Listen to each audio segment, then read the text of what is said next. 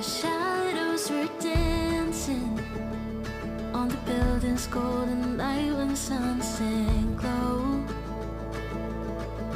Bustling streets and busy traffic, walking hand in hand on our way home.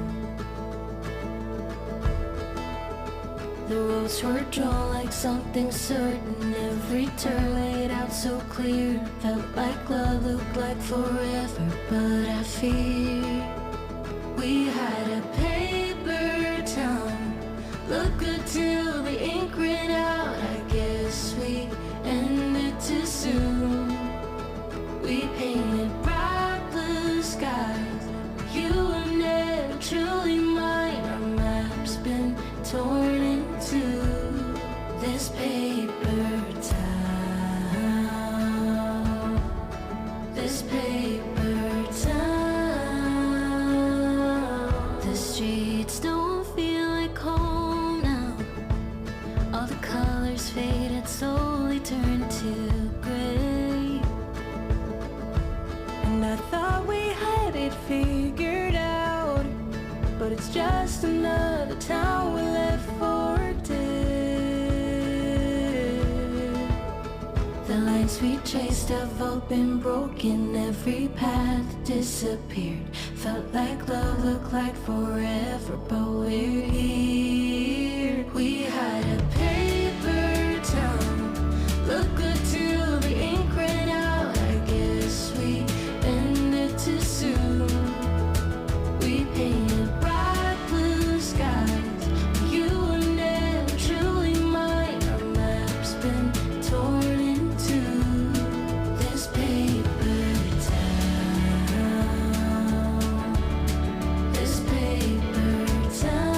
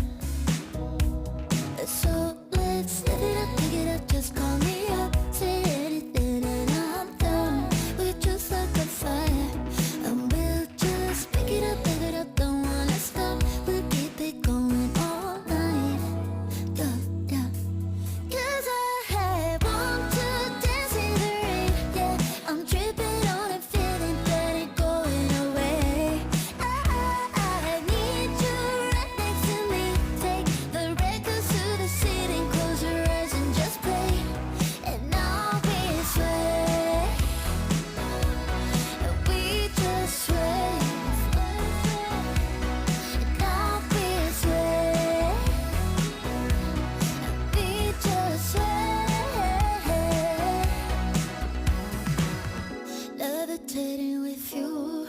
Anything can happen. What you think we should do? Let tonight begin. We're just flying high. We're not coming down. Come right up next to me. Step aside to side. I wanna sway. Yeah, we can dance the night away. Right.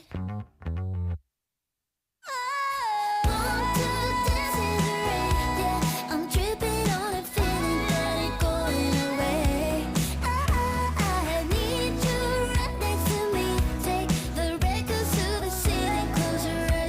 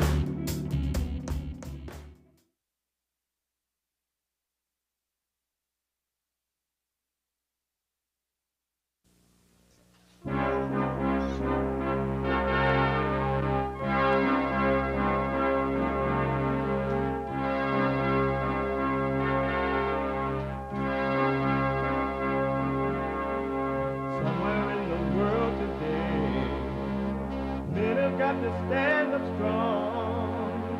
Ain't the truth about themselves to understand what went wrong. I know we can find a way. I know we can find a way. I know we can find a way to stand up, stand up, stand up.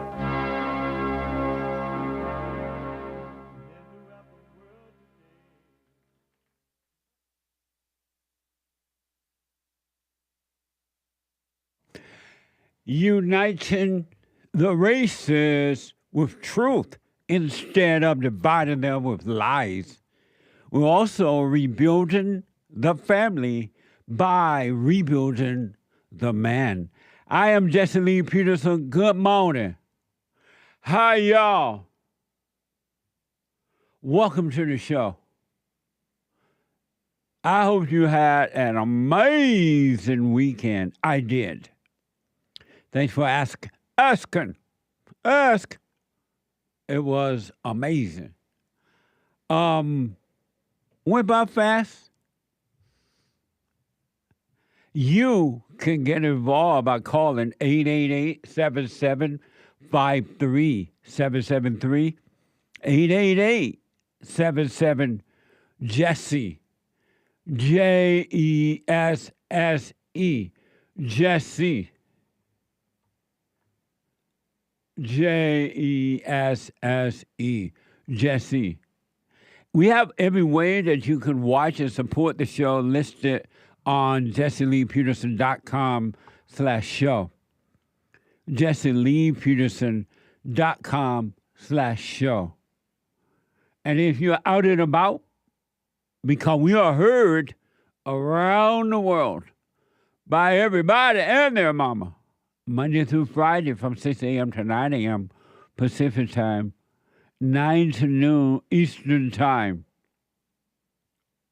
Amazing, huh? And so, different time zones. In some places, it's another day already. It's Tuesday. In some countries.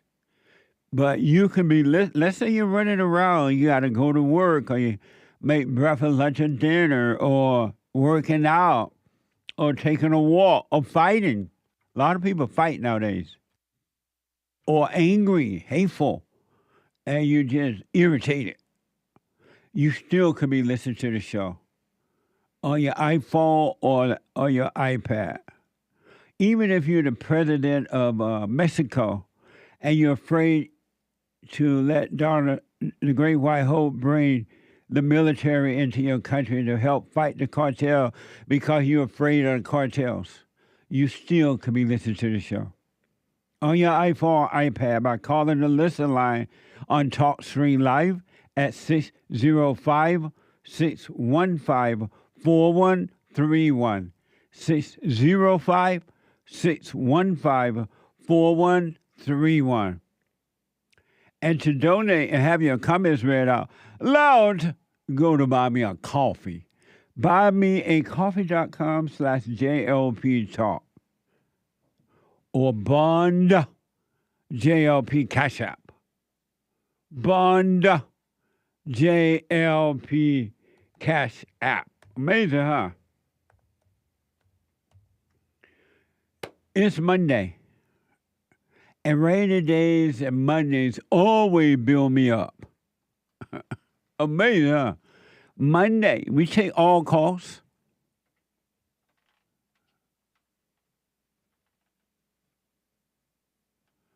All calls. But Mondays is, and it will always be, let it be known, let it be said, let it be written, is, and will always be Female Monday. All my life, I had to fight.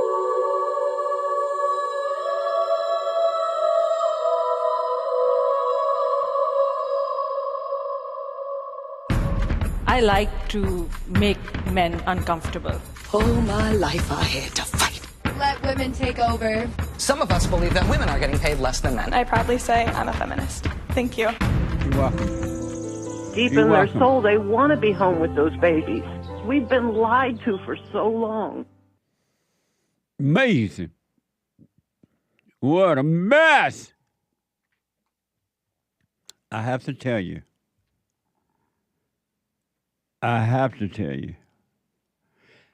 Yesterday's fellowship was off the chain. It was. Really, you have to not want to get better in any way in order not to be helped in those fellowships, our fellowships, on Sunday mornings at 11 a.m. Pacific Time, 2 p.m. Eastern Time. RebuildingAman.com/church. If you were there or online watching it, you were helped, unless you just didn't want to be helped. And I know there are people who watch the meeting and maybe even attend the meeting. Well, yeah, definitely attend the meeting. They don't really want to be helped. It feels good when they first hear about it, sound good. But soon as some pain comes, anger or whatever, it's a whole different story. They forget about it. But for those who want to overcome, if you did not get help yesterday, it ain't meant for you. Really. And the truth is not meant for all people, because all people don't want the truth. They don't want it. They love the lies. They love the misery. And they love trying to hurt others because they love hurting themselves. But yesterday's meeting was mind-blowing. I love the fellowship because I learned so much. As I'm teaching, I'm being taught. I listen closely and I watch people as they're speaking. You'll be stunned at what you see, and they don't even know you see it. And then you won't judge it because now you understand. It's not them. It's not them. They think it's them, but they're not. So one of the things that we dealt with yesterday was words. And I mentioned in my opening statement something like, there's good and there is evil. There is the lie and there is the truth. And you can't participate in both. You can't serve but one. You can't serve back and forth. You can't be of good and then be of bad and then be of good. You're only of one or the other. It's just the way it is. And I know your mind, which is of the evil, will tell you that, oh, you can be good and you can be bad. You can be nice and you can be bad. It's not true. Even the Bible tells you that. You can only serve one master. And until you're born again of the truth, Satan is your God. Whether you know it or not, admit it or not, Satan is your God. You're an angry, evil, out of control person. I mentioned how human beings treat each other. It's mind-blowing. But I understand now because I know what's going on. And it was deep yesterday. So I mentioned words.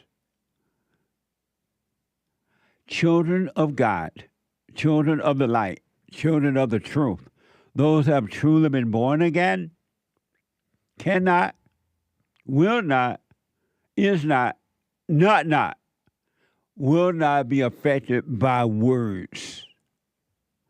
And if you are being affected by words, then you're lost. You're lost. If you could get angry or emotional or you cry or whatever, you are lost. Now, in your mind, you may be thinking you're found, but you're not. Because you're affected by words in your imagination and outside of you, inside of others. And long story short, I suggest you watch it. You can podcast it, yesterday's meeting, all the meetings, but rebuildingtheman.com/church. Podcast it, because I'm not going to be able to give you the whole thing today. What the? But I mentioned the word betrayal. Have you been betrayed? And have you betrayed others? It was a very, very, very interesting discussion. And maybe a couple of reasons that I dealt with that word betrayal.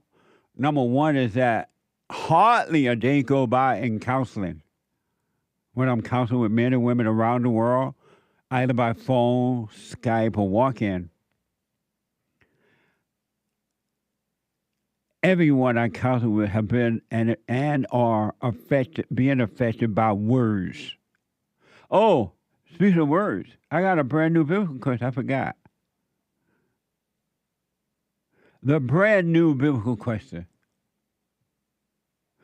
Why should anything upset you at all? Why should anything upset you at all? We don't have the video yet, but it's coming. That's the brand new biblical question. Is a doozy. But back to my conversation. All people are affected by words until you overcome it. And so I mentioned that yesterday, and I knew everybody in the whole building would have been betrayed or betrayed someone. And then so I mentioned it because I counsel with a lot of people, and they are like devastated by that. Some when they do it to others, but especially when it's done to them. And so I mentioned it because everybody talk about it. They tell me about it. But and the other reason I mentioned it because there was this woman out of Minnesota who used the N-word, nigga-rah-rah word, nigga-rah-rah, not the other word, nigga-rah-rah. And as a result of that, the people went nuts over it. Some people. They pretended that they were affected by the N-word. And they're so accustomed to overreacting to that word, and they don't know that word, first of all, that word really doesn't hurt anybody anyway. It's all an act at this point. It's not even real. There's not one person on earth that is affected by the so-called N-word. It's just an overreaction from being trained to overreact. It's an unconscious overreaction. That word is at this point. But a lot of people pretending to be hurt by that word, and they went after this woman for using it, and it appears that she didn't care that they went after her. And if that is true, it was delightful to see that. Because I've been saying to white people for years now, over 30 years, that they need to get over the fear of words, period, but especially the so-called N-word. Because the social justice makers, there are a group of people who create social justice people and anti-racism people. And they use these people to get money and power, to pass laws, to do that, to take our taxes. It's the same as DEI now. Their whole life is about creating DEI people, social justice people, anti-racism people, which is all an illusion. It's not even real. But because people are not in control of their own lives, they think it's real. And they just automatically react to it, even if they don't feel anything about it. But for the first time in a long time, I'm sure I've seen this before, this particular woman did not care. It didn't bother her. And because she was not affected by that word, She moved on with her life so far, it appears. I don't know what she's doing now. But it was interesting. And for those who are overcoming your fallen state, one of the things, if you continue to work on yourself, you will overcome it anyway. Being affected by words. A word is just a word. Think about that. Words are just words people use, come out of their mouth with no meaning, unless you overreact to it. Words that make you feel good or the words that make you feel bad, they're both imposters. And human beings use them to hurt you because they know you can be hurt with words. Think about that. How about sticks and stones may break my bones, but words would never harm me? Remember the good old days? We were told that. And so I grew up in some people in my age group grew up not being affected by words. And it seemed odd and weird to see people affected by words. But I understand why they are affected by words. I don't agree with it. They should not be. I would encourage you to overcome words. It's up to you. And the reason for that is because human nature is evil. Human beings are evil. The yesterday fellowship was amazing. And then after the meeting ended, we turned the camera on. It went even further. It was like the end of it. I don't know which one more amazing. The Spirit of the Lord was up in there, and so was the spirit of the devil. But the Lord's Spirit ran the devil's spirit out. So this woman seemed to not be affected with the N-word or being called racism or anything like that. If it's true, good for her. Children of God, and I don't know if she is or not, those who have returned to the Father, it doesn't matter race, color, male or female, you should not be affected by words. Something wrong with you when you are affected by words. You should not even be affected by betrayal. Really. And we'll move forward. We'll talk about that a little later if you like. Or you can make sure you podcast and hear the whole deal. I want to remind you, for those who may not know about this woman, or you forgot, I want to remind you, this is from People.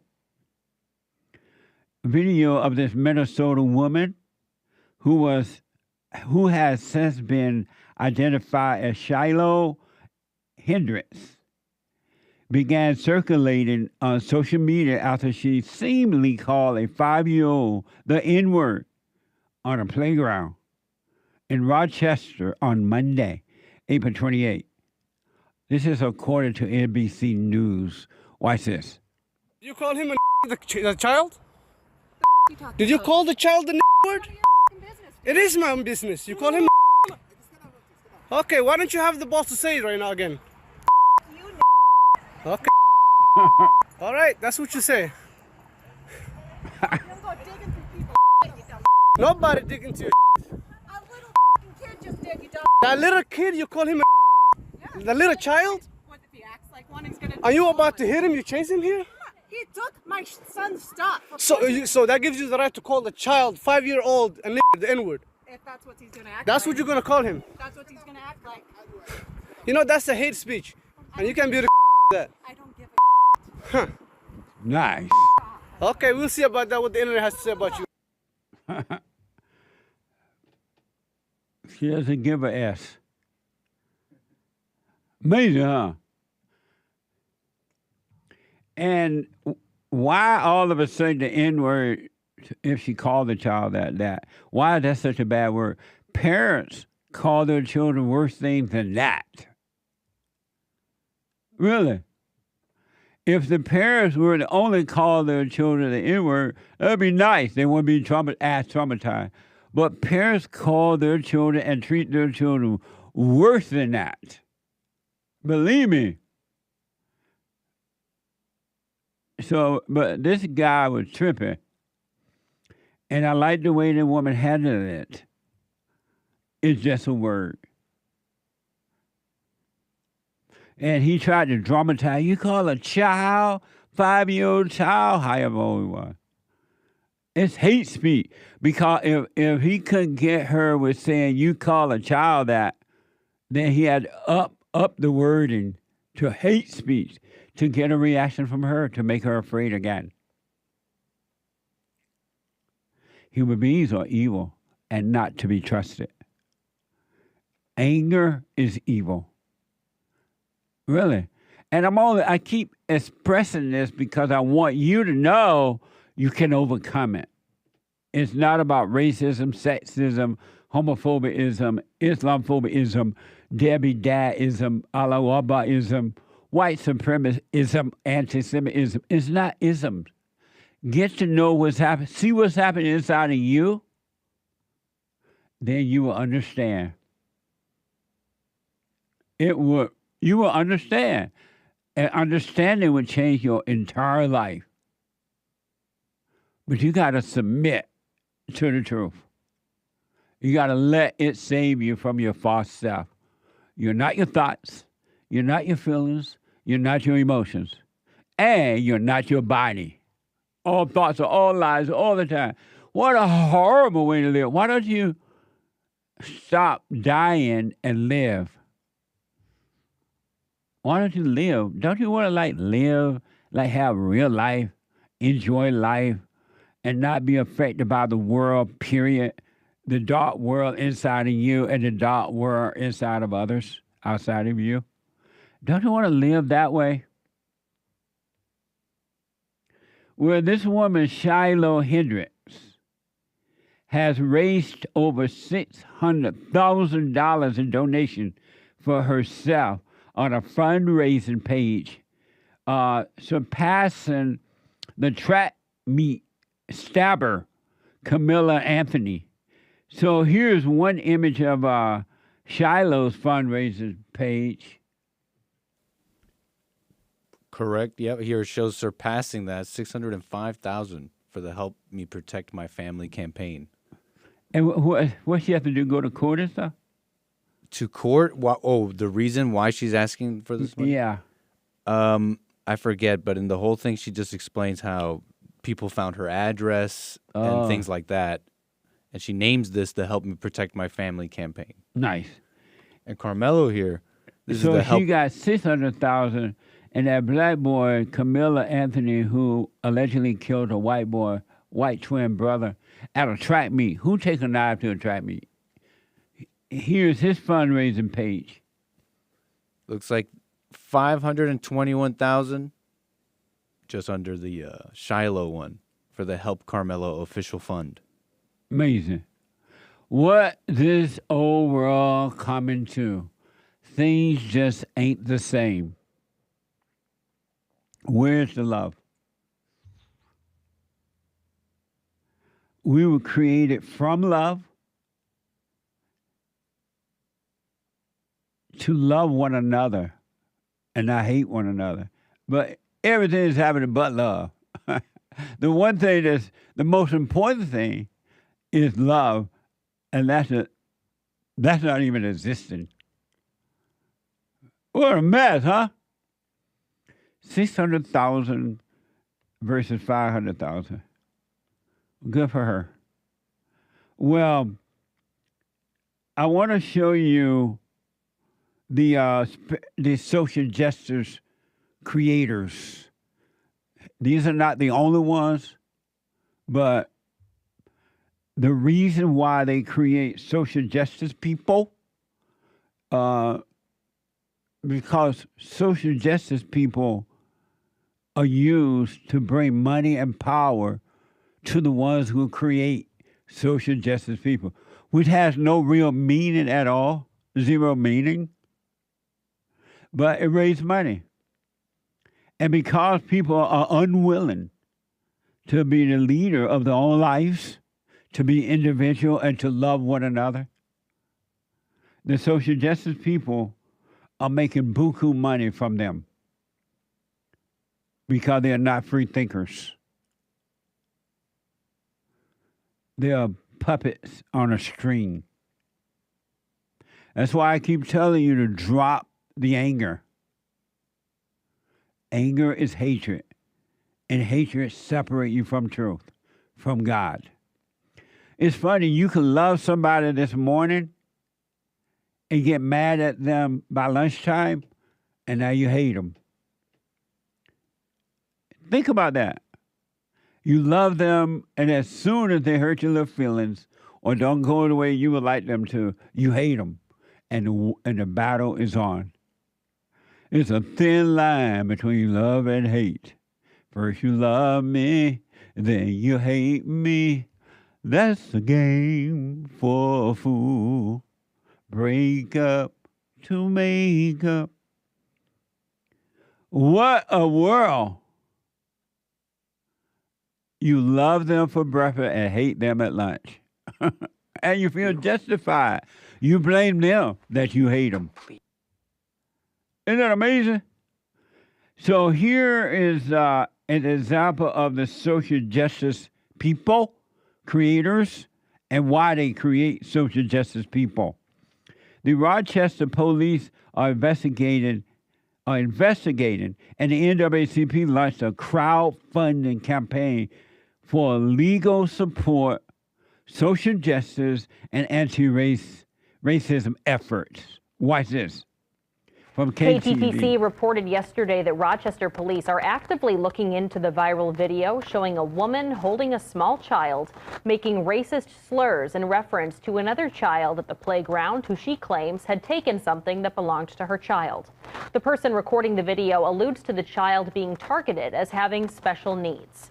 The Rochester branch of the NAACP has launched its own crowdfunding campaign with multiple goals, including legal support and social justice efforts in support of the child and family, as well as anti-racism work in Rochester.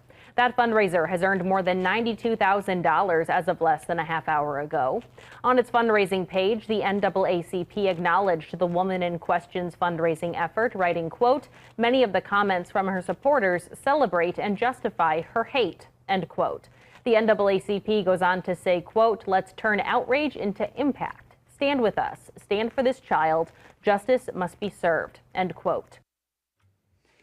And in all honesty, it has nothing to do with the child.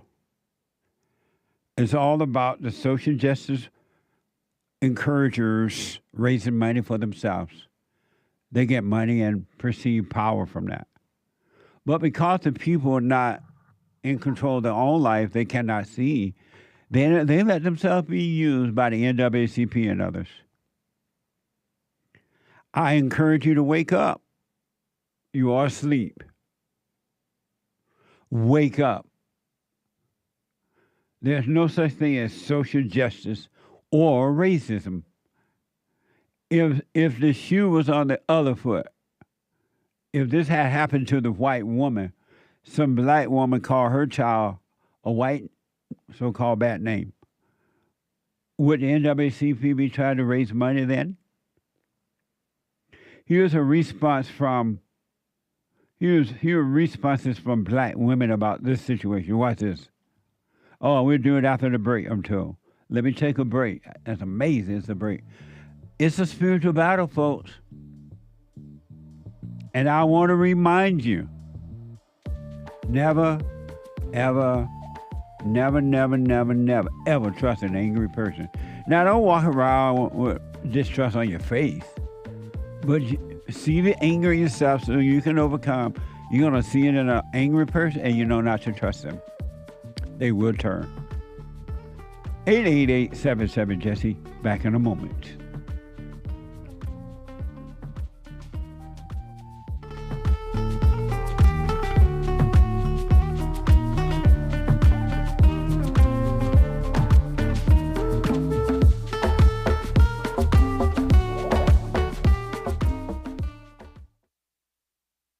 I just want to say thank you for everything that you do. You've absolutely changed my life for the positive, and I just want to thank you. I was 29-year-old beta, living at home with my mom, and just was living in fear and in doubt, and I couldn't hold down a job. And then I found you, and I started listening. I started just being more at peace, and I forgave my mom, and I forgave my father. And it's like right after that, everything just changed in my life, and I was able to get a good job, and I moved out, and I live on my own now, and everything has just changed. And I just want to say thank you, and I appreciate you for spreading that message. It really is a positive message. Amazing. That's good, man. I want people to know God loves us in ways that there are no words to express, because you have nothing to compare it to, right? Stay with the silent prayer. You haven't seen anything yet. It gets better.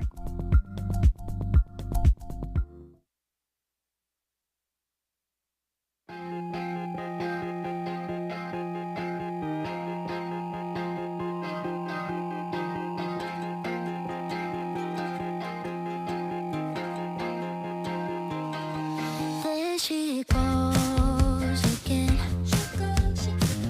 Beauty queen on the way. But when she goes to bed, it's like a rhythmic nuisance. Play the 19 songs when her dreams were born. This girl is so sweet and slow. Happy pairs once, but life's too short. Hanging on in the hope of it all. Wonder if good girls really know what they see. Looking good but feeling incomplete. Wonder if good girls one day wake up and see. Be a good girl, but let your heart take a leap. Okay, welcome back. 888-7753-773. Quick announcements. The Hake Report coming up at 9 a.m. this morning, right after my show. The Hake, H-A-K-E report.com. From 9 to 11. And after the Hake Report, Joel Friday TV. He black. At 11 a.m. Monday through Thursday. And after that, the American Anchor Baby. At 12 noon. The American Anchor Baby. And a brand new episode of Punchie TV today.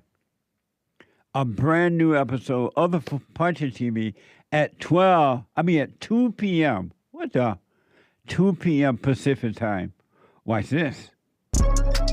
Pearl Davis in the building. Guys have so much to lose. I don't know why they don't do background checks. We talk about this sometimes about prenups.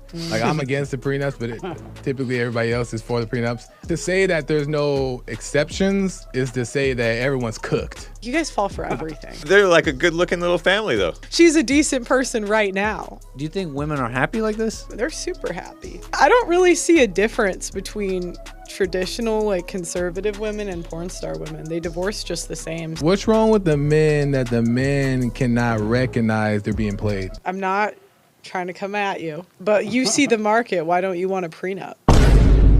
You're cooked. I heard a portion of that interview, but I was busy. I couldn't hear the whole thing. And I realized if anybody on earth understands women, it's Pearl. And beforehand, well, when I was growing up, I would never have been in support of a prenuptial thing. But now I would be. Because these women today are so slick.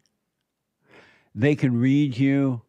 They can be whatever you want them to be while thinking something totally differently and setting you up. And you're just grinning and running around thinking you got a good woman.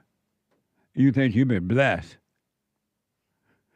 So you don't want to miss that one. She explained women, and she's right about the conservative women and the porn star. They're no different at all. It's just one dance on a pole and one dance in bed. Same thing. The spirit is the same. You don't want to miss this at 2 p.m.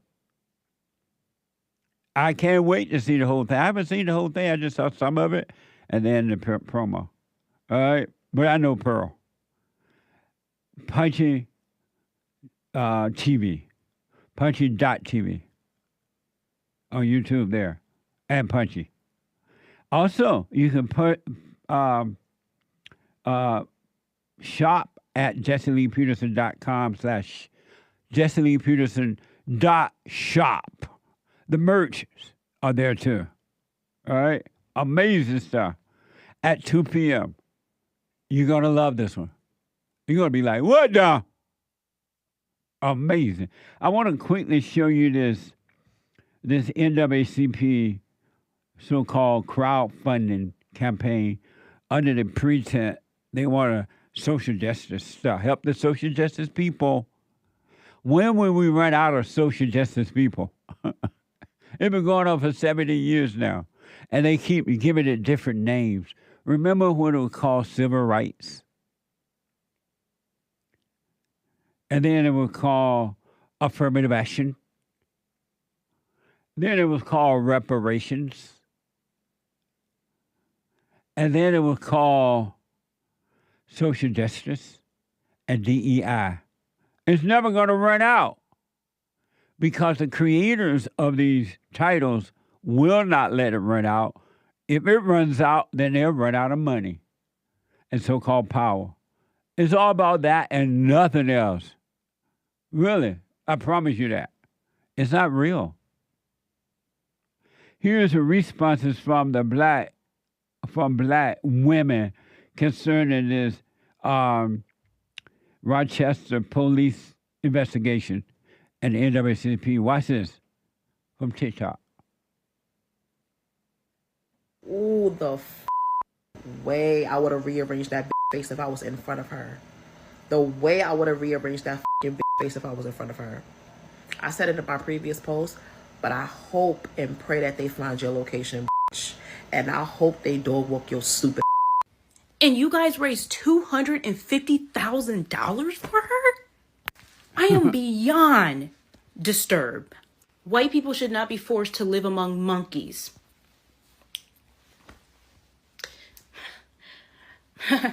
Black fragility is getting pretty tiring. Sometimes to be accurate, you have to use unpleasant speech. White advocacy. I want to say that I'm shocked. But I'm not shocked. I'm angry. Can't even. All drama, all fake. It's not real at all. And black people love to fight. You heard that first black woman, she want to fight. Black people, stop fighting. Lay down your weapon, your mental weapons and your physical weapon. What are you fighting for everything? You're not making a really good impression of yourself. That situation had nothing to do with those women or the NAACP or anyone else. It was between those two people at the park and no one else. Zero else. Why are they so mad about it? And how do they treat themselves and others?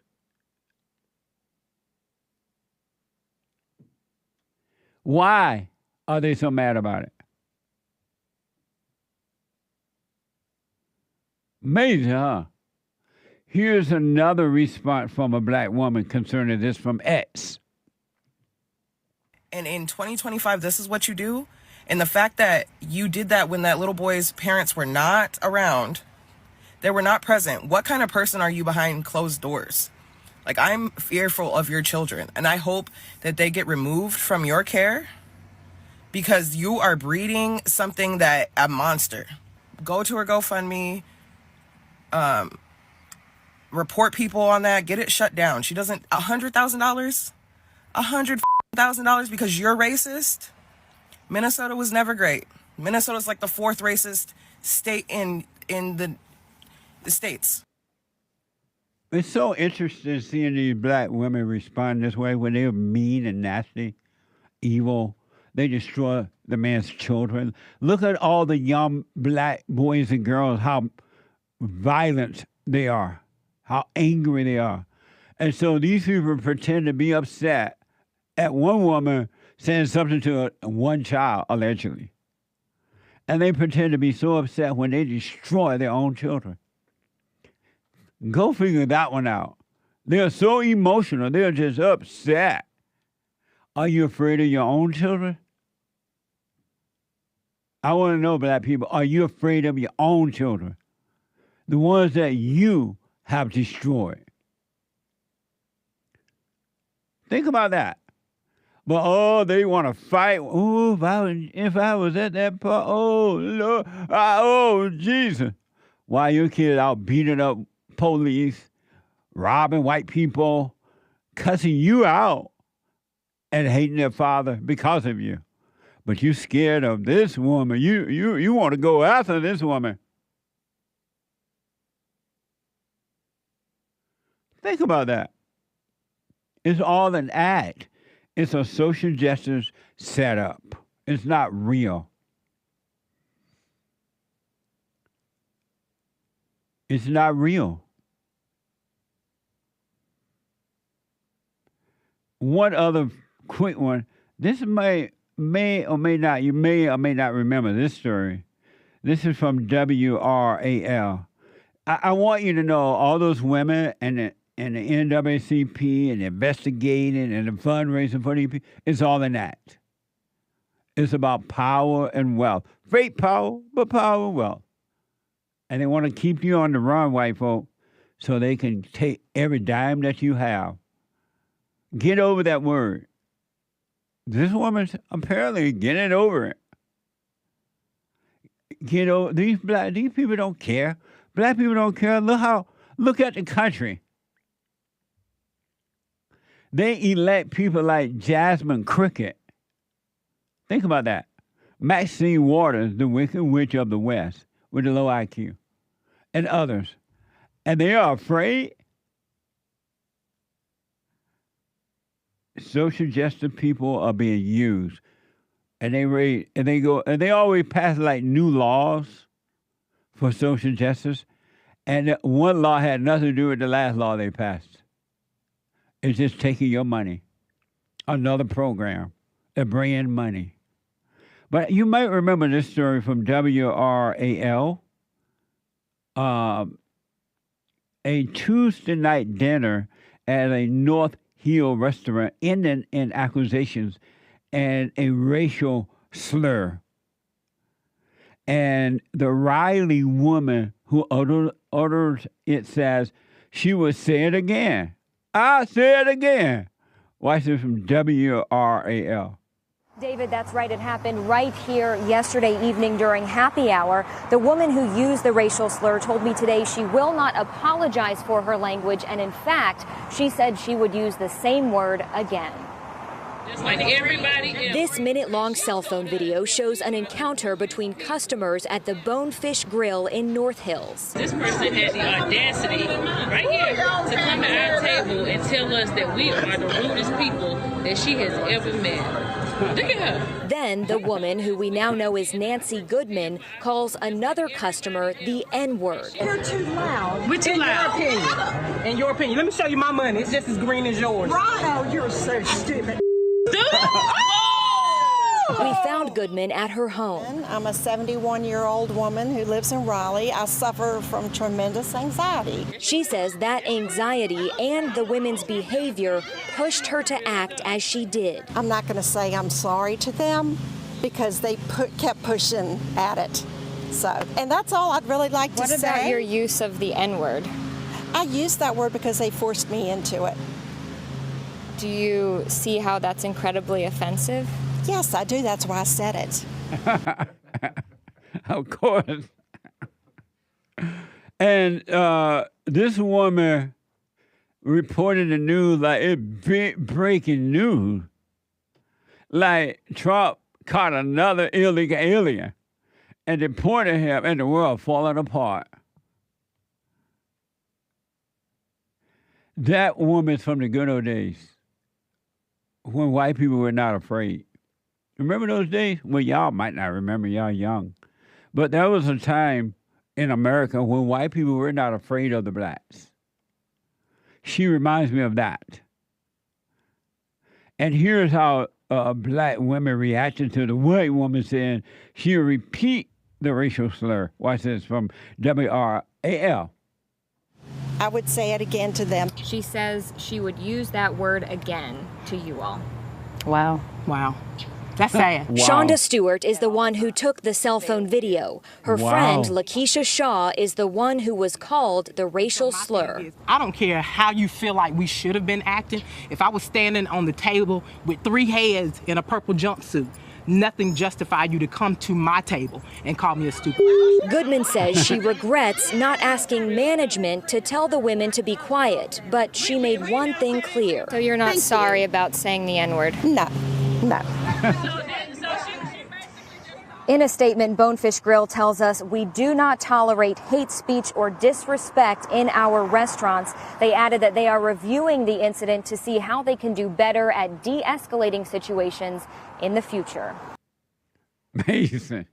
They're reacting to this. The news people are reacting to this like Ben Laden showed up or something. What the? They're making a big news report out of this. When black people treat each other in that way, each other, all the time. And God forbid if you're like a conservative, like, oh, Lord. And these people are so offended. It's all an act. It's all an act.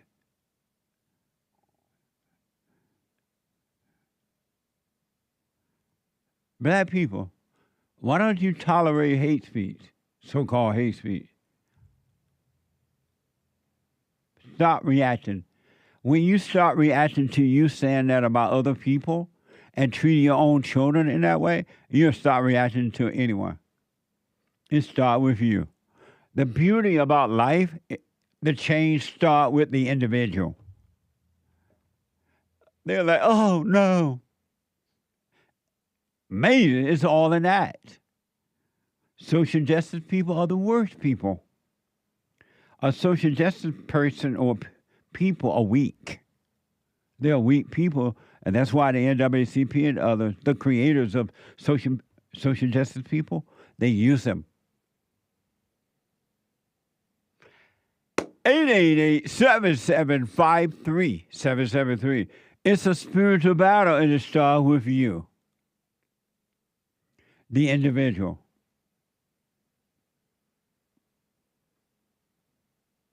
The individual. Why not wake up? Christ came that you may have life and life abundantly. This is not life. This is death. This is not life. Super chat. I want to catch up with a super chat. Nice. Good morning. Good morning. Hey. How was your little weekend? It was nice. It was little. But it was perfect, actually. Nice. Elaine bought 3 coffees. Can I keep listening to your show if I keep living in my hell? Yeah, I would suggest you keep listening because eventually you're going to hear something that will bring you out of your hell. Really. Nice. Thank you. Hannah's 3 coffees. Hey, Jesse, all my life, I've always known I want to have a lot of kids, white babies, one day. I remember when I was young, it seemed weird for me not to want to have kids. I don't know why, but I just want to one day if God is willing. Is this normal? Yes. Have white babies. God created you to make white babies. That's why we have White History Month. I was talking to one of my sisters by phone last night, and she was like, when are you having another event? I was like, oh, we got one coming up soon in July. It's White History Month. July just feel white. And I'm like, would you come for that? She's like, no. She was like, she asked, do you have Black History Month? I'm like, no. We only celebrate White History Month. I can't come to a White History Month. Wow. My own sister, flesh and blood. And she cannot come to it. She love our event, but that's one she can't love and can't come to. Amazing. Thank you. Hannah says, apart from just waiting and seeing and letting God's will be done, is there any other advice you would give regarding the he wants white babies? No. As far as which one to have the baby or waiting on to overcome? Waiting and seeing and letting God's will be done. That's- Aside from that. That's all you need to do. Don't forget to stay present. You need to stay present. And when you're doing that, you're surrendering your body a living sacrifice unto God. And he will take care of it for you. He will get rid of all those demons. Demon by the name of anxiety, suicidal thoughts, worry, depression, loneliness, anger, bitterness, revenge, shyness, fear, all that. Those are demons. And if you just watch them and do nothing about it, don't call them you, he will take care of it. Amazing. Thank you. Hannah says, thank you, Jesse and crew. And thank you. Bert Cocaine says, Jesse Lee Peterson, very glad to have you here on pilled.net. Nice. Good morning, Pills. Pilled. Pilled. P-I-L? P-I-L-L-E-D. Pilled. Oh, Pilled. Is that something new? It is. Nice. Well, it's new to us. We're new to it. But it's been around for a while? Apparently it's been around a while. It's pretty well built. So why are we just not hearing about it? Sometimes stuff flies under the radar. Important news travels slowly. Indeed. Bad news travel light. That's a fact. Amazing. Thank you. Rolando says, I did move away from blacks, but guess what? Blacks moved to the house next to us. And unfortunately, first thing they did, smoking weed outside in Texas. I rest my case. Terrible. What a mess. Yeah, but white people going to have to move and create a whole new everything. New government, new police department, new constitution, which is just say no to them, and they can't come and live next door to you or anything because they won't be allowed in the area. And you won't be afraid of being called racist and stuff like that. Oh, amazing. Thank you.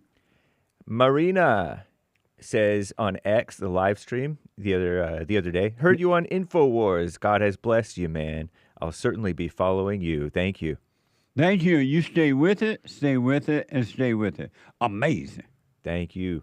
Easier done than said over on buymeacoffee.com/JLP Talk. We don't understand how we got where we are at. So why do we worry about where we're going? It's been happening. Let it happen. Amazing. Thank you. Thank you. Nice. Eric, 3 Coffees, Aaron out of Maryland, was an insightful conversation at the end of the show today, meaning Friday, I believe. Can you make it into a YouTube clip? JLP said you're not going to get hurt because you don't know. You're going to get hurt because you think you know. That's deep. Thanks, amazing. Thank you. Yes, we will. Yeah, that was a great call. Yeah. Aaron in Maryland. It was. He didn't want to. He was scared not to think. Just to stop thinking. Oh, yeah. He's supposed to call me back today. I think so. He's supposed to not think for the whole weekend. That's going to be interesting. Let me take a break. We'll read the rest later, I guys. appreciate it. Thank you all. We'll finish these in your phone calls when I come back. Straight to your calls, all right? Hate news, not the fake news, coming right now. 2 more hours to go. Female Monday. I'll be back in a moment.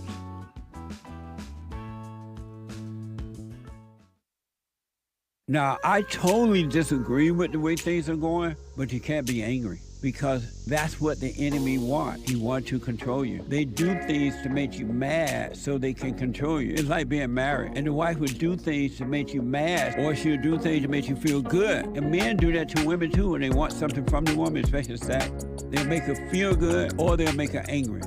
And the woman's gonna have to say, you don't want to be angry. You want to speak up. You want to disagree with what's going on. It's wrong, but do not be angry. Then you won't have fear. You won't have doubt. You won't have worries. You'll be able to see, but you got to stay away from anger. That's why you must forgive your mothers and your fathers so that you can overcome the spirit of anger. It's a spirit and it's wicked.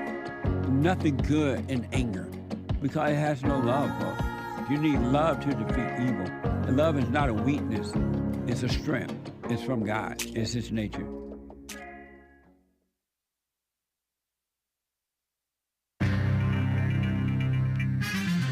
A whole lot of mess going on in the world. Some of that mess is getting stopped, some of it is getting cleaned up, and some of it is going out of control.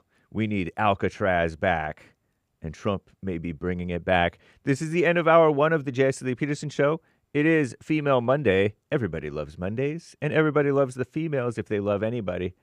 And it's May 5th, Cinco de Mayo, AD 2025. There is one line open. You can call in right now during Hake News, Not Fake News. And JLP will be right back to your calls. And we'll get to the rest of your super chats and more great stories. Commie Nonsense Network, CNN reports the Defense Department Inspector General last week expanded its investigation into our greatest Defense Secretary, Pete Hegseth, for his use of Signal. In March, Pete Hegseth and other top officials discussed a U.S. military attack, as you know, on the Houthis in Yemen. It's a dumb, boring, played out story, but they want to harp on it because it's all they have to go after Trump. You know? Terrible. It's a commercial messaging app, private.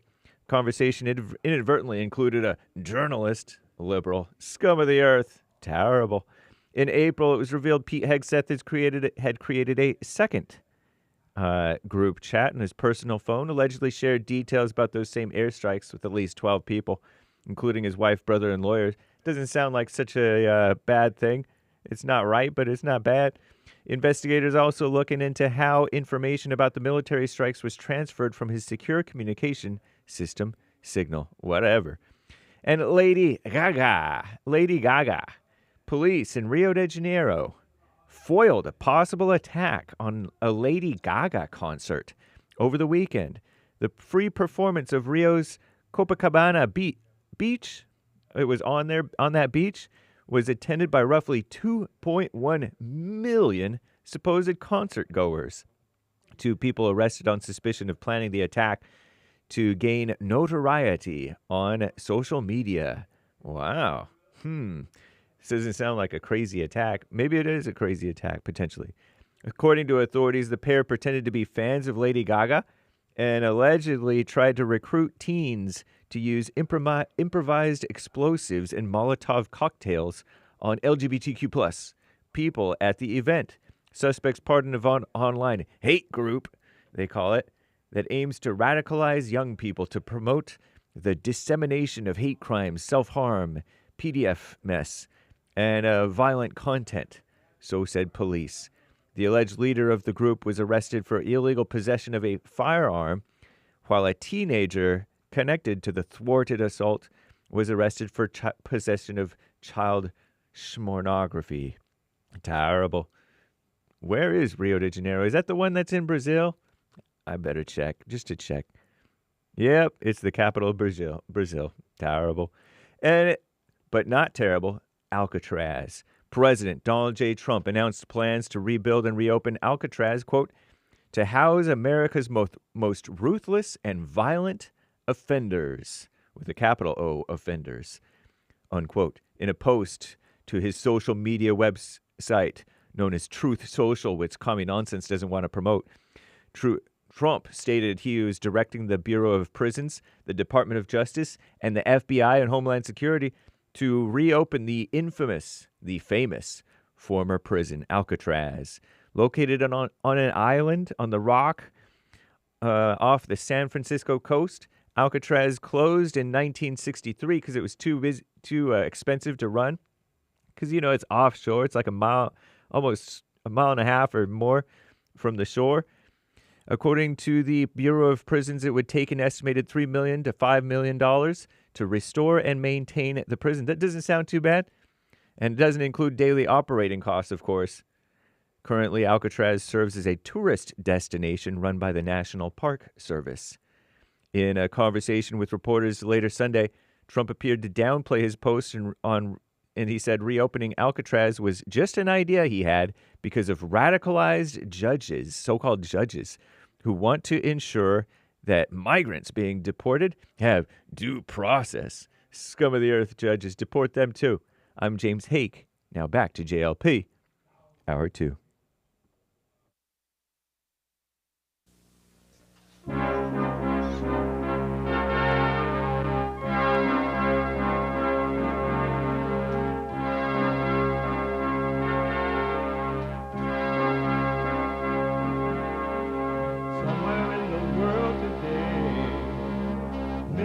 have to stand up strong, face the truth about themselves, to understand what went wrong. I know we can find a way. I know we can find a way. I know we can find a way to stand up, stand up, stand up.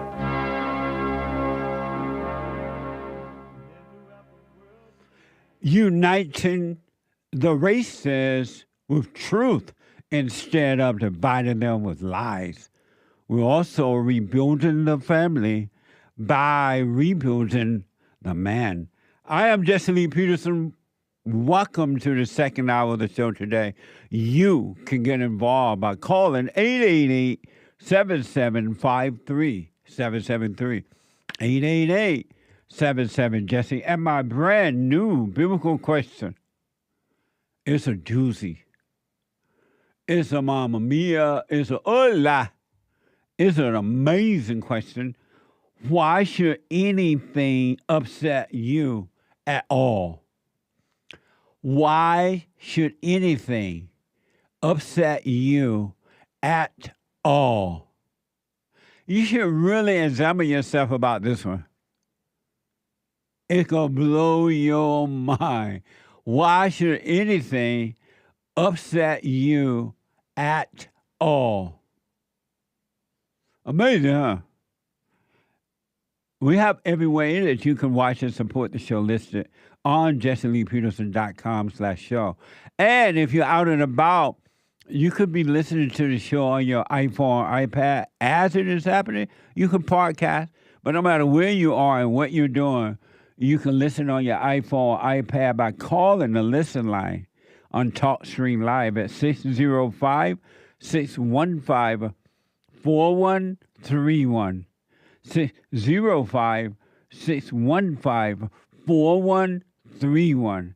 And to donate and have your comments read out loud, go to Buy Me a Coffee. BuyMeACoffee.com/JLP Talk or Bond JLP Cash App. Bond JLP Cash App. BuyMeACoffee.com/JLP Talk or Bond JLP Cash App. All right. It's Monday.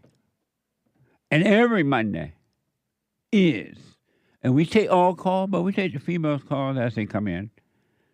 It is Female Monday. Oh, my life. I had to fight.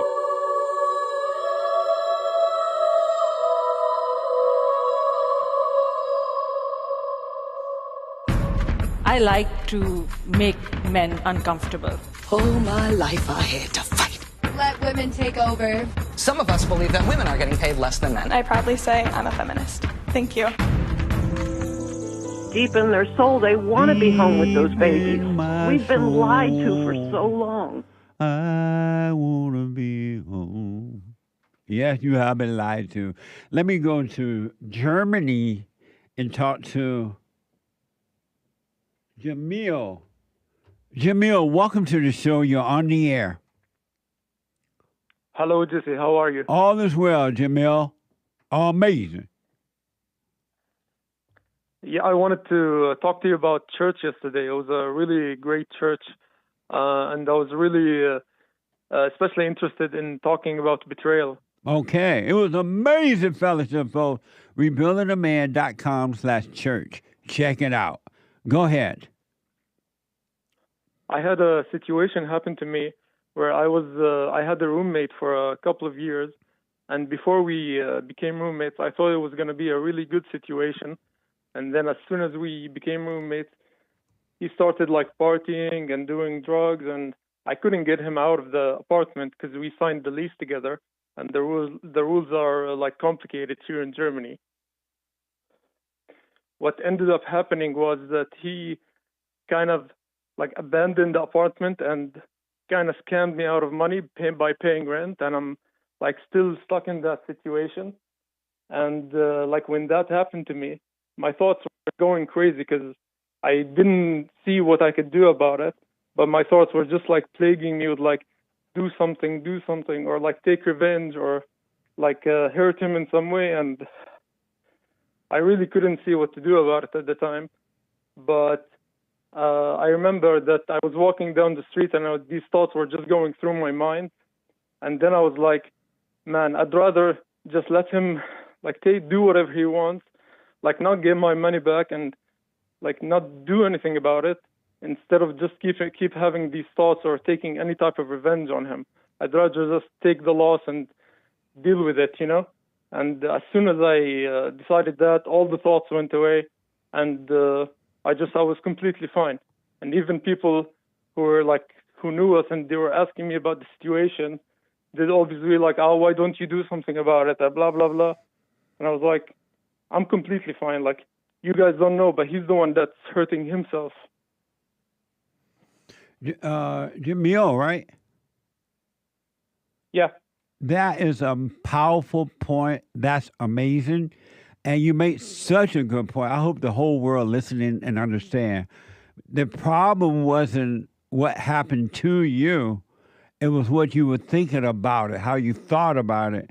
And those thoughts, which are not your own, they brought on more pain than the event itself. And that was perfect how you dealt with it. Overcome the thoughts, because it wasn't happening to you.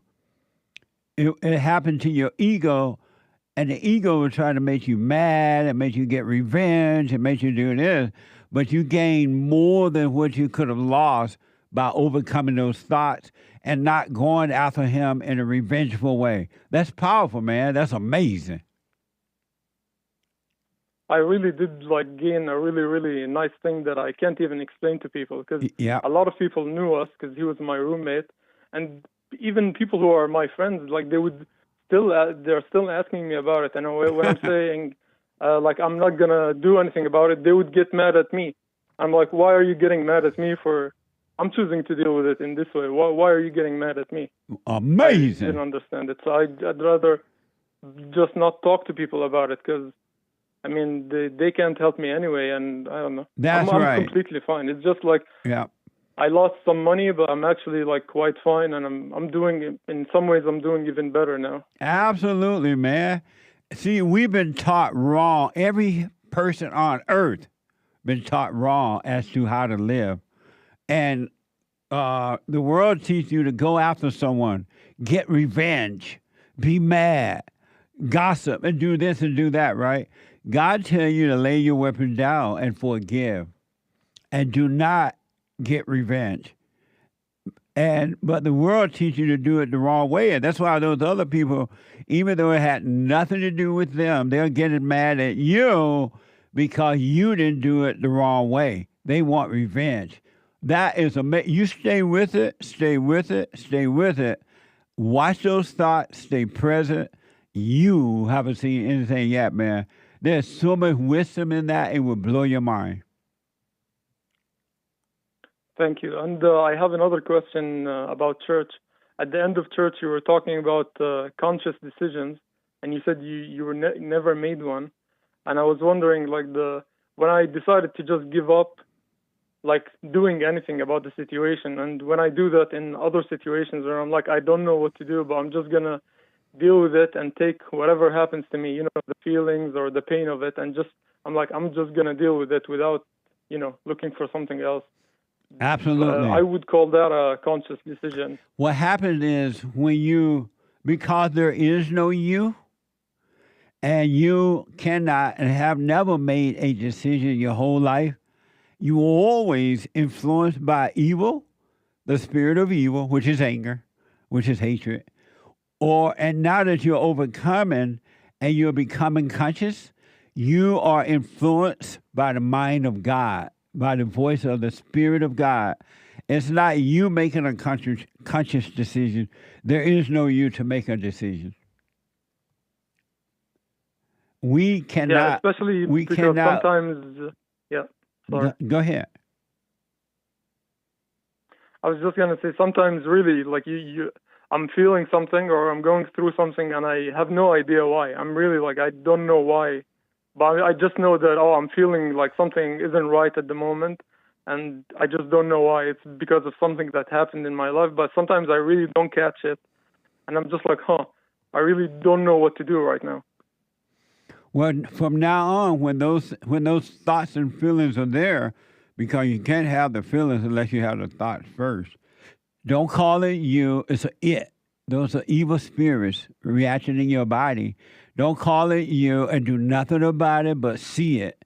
It will work itself out. It'll be taken away. You'll be fine. Right. Thank you again for everything. The show and church is just really, really an amazing show. You're welcome, man. Stay with us, stay with us, stay with us. Thank you. Amazing. Okay. If you didn't catch yesterday's fellowship, rebuildingtheman.com/church. It's really time. It's up to you. I suggest you live. I sat before you life and death. Choose life because you've already chosen death. Why not choose life? Why not live? Amazing. 888-775-3773. Let me go to Florida. Talk to first-time caller Michael. Michael, welcome to the show. You're on the air. Hey, how's it going, Jesse? All is well, Michael. I was calling because I've known about you for like 7 or 8 years. And then I stumbled across that Get a Job channel with all those savage moments. Amazing. And it was amazing. And it was so hilarious. But I kept on hearing your message about anger and forgiving your parents. And I just kept hearing it over and over again. And so last week, I forgave both of my parents, and I've been listening to the silent prayer. And because before really listening to your message, it never really occurred to me that I could dislike somebody or disagree with them or even think they're stupid and not be angry at them. Yeah. I used to think that just the anger reaction was part of it, but I didn't realize how stupid anger actually was making me, because you can't think clearly when you're angry at somebody. That's right, 100%. But now I still get upset. You know, I grew up going to church and I've always prayed, but I'm really starting to walk with God again after hearing everything you said, and especially after talking to my parents, because I'm pretty close to my parents, but after forgiving my mom, I've been wanting to, I don't really have a whole lot of resentment towards them that I felt, but I've been wanting to spend a lot more time around my dad, and I've wanted to talk to him a lot more, and I have a different type of respect for him, and just the kind of bond that every child needs with their father. Boys and girls, that's what they're yearning for as adults. They're yearning for their father. Salvation is about a return to the Father. Absolutely. Yes, I remember you saying that's your mission, is to point people back to the Father. And my question is going forward and dealing with the anger, and because I still get mad, especially like liberals really irritate me because they're just so full of lies. Like just now when you were talking about those people overreact, I really appreciated what that old woman said when the news reporter thought she had her. She's like, well, what you said is offensive. And she's like, I know, because that's why I said it. She's from the old school. From the old school, buddy. Yeah, she wasn't afraid at all. They were trying to make her afraid, and she wasn't having it. That's the way white people used to be. White people were never controlled by a word. That's ridiculous. This has been going on for the last 70 years or so when white people have been afraid of a word. It doesn't even make sense. Well, how is it that you're able to stay so calm when you deal with all these crazy people on the fallen state and that call in and they say so much crazy things that are just lies, they're wrong, and they won't admit they're wrong? Why are you able to stay so calm? Is it just something you've worked up to, or well, have you ever struggled with anger? Long story short, I used to be angry before I forgave my parents, my mother especially, and God took away the spirit of anger away from me. And you can speak up, but don't be angry. But angry people think that you are angry because they feel anger when you speak up to them, and they think that you're feeling what they're feeling, and you're not. But yes. And the reason, once you forgive by understanding yourself, you're going to understand other people cannot see. And so when they say crazy things or act in crazy ways, you won't hold it against them because you realize they cannot see. It's not personal. They cannot help themselves.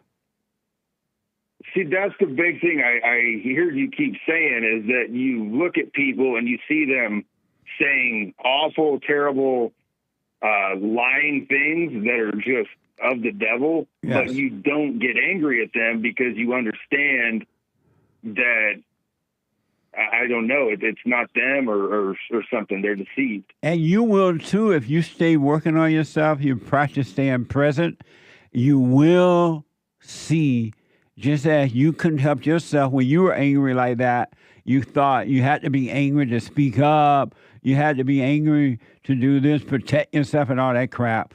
You're going to see exactly. you had the same thoughts, but you couldn't help yourself. And that will cause you to see it in other people, and you won't hold it against them. You just stay with it. You will see that. I thought I had to be angry to protect myself. I thought that was part of it. But right. You don't have to be angry to speak the truth and disagree. In fact, it's better if you don't because you'll think more clear. Absolutely. And let me ask, and who are you? Who am I? What do you mean by that, Jesse? Who are you? I'm a man. That's what is you. That's the answer. That's you're what. Asking for? That's what you are. But who are you? You are a man, but who are you? A child of God. And that's who you belong to. But who are you? Michael. That's your name, but who are you? A human being on planet Earth.